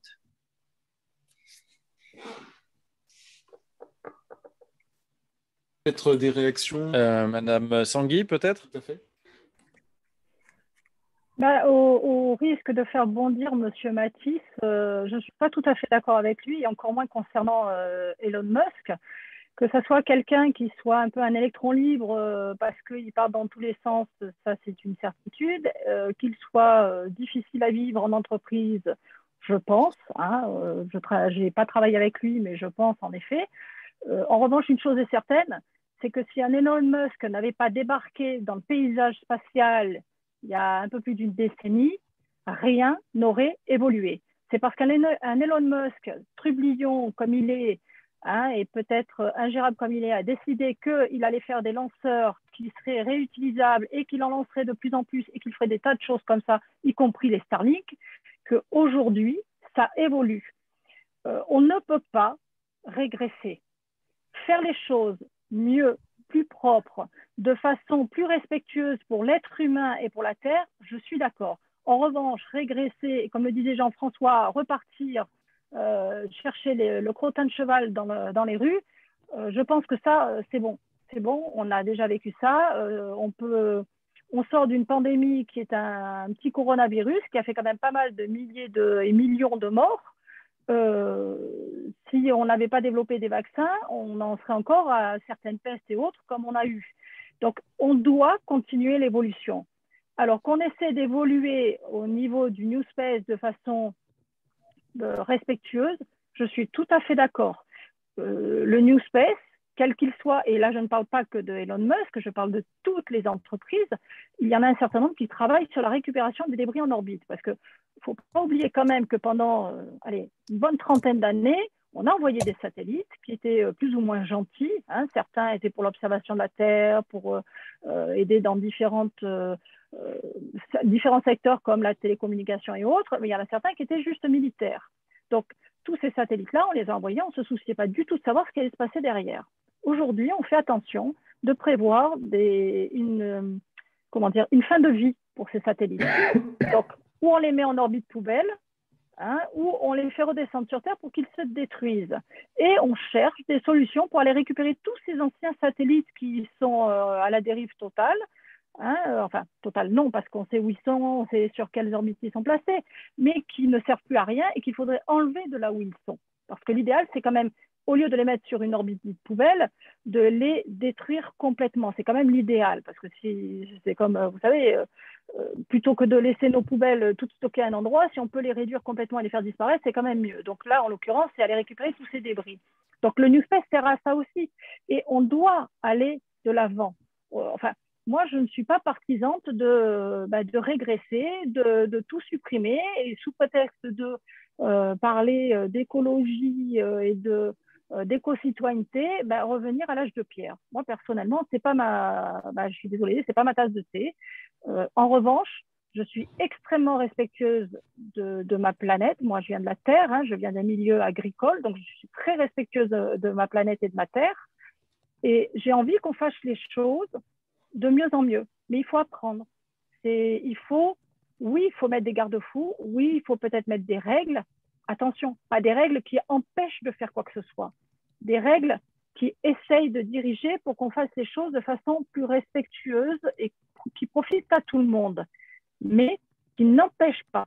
Parce que ça, si c'est pour bloquer tout le monde et que finalement on n'avance plus, ça n'a aucun intérêt. Voilà. Mais je sais que ça ne va pas plaire à tout le monde, ce genre de discours. Merci beaucoup, Marie-Ange. Brian, peut-être pour le mot de la fin. Quel honneur et quelle pression aussi. C'est vrai qu'avec tout le contexte écologique, on parle beaucoup de décroissance aussi. C'est sûrement quelque chose qu'il faudra évaluer au fil du temps.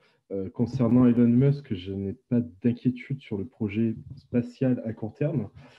J'ai plus une inquiétude pour le projet global à long terme. Une sorte de transhumanisme, connexion, interconnexion entre les objets, les animaux et les êtres humains. Voilà quelque chose qui pourrait et qui me gênera à long terme. Concernant le New Space, c'est un peu compliqué de dire si c'est des startups ou des entreprises qui sont dédiées à une évolution de l'être humain, à l'écologie ou alors au business. Il y a un peu de tout, je dirais. Vous avez des entreprises maintenant qui envoient des objets dans des lanceurs et qui les font revenir et les vendent 4 fois leur prix. C'est ça aussi New Space. Donc c'est la réelle question qu'il faut se poser. Et comme dans toute entreprise, il y a des entreprises vertueuses et d'autres qui cherchent juste à se faire de l'argent. C'est un peu la question qu'on a aujourd'hui avec les NFT, par exemple, les crypto-monnaies. C'est une question qui est fondamentalement liée à de nouvelles technologies dans un monde connecté. Voilà, c'est un peu tout ce que j'avais à dire très rapidement parce que le temps tourne. Eh bien, écoutez, merci beaucoup à nos intervenants, merci beaucoup à tous d'avoir été présents ce soir. Je pense que nous avons en quelque sorte notre conclusion.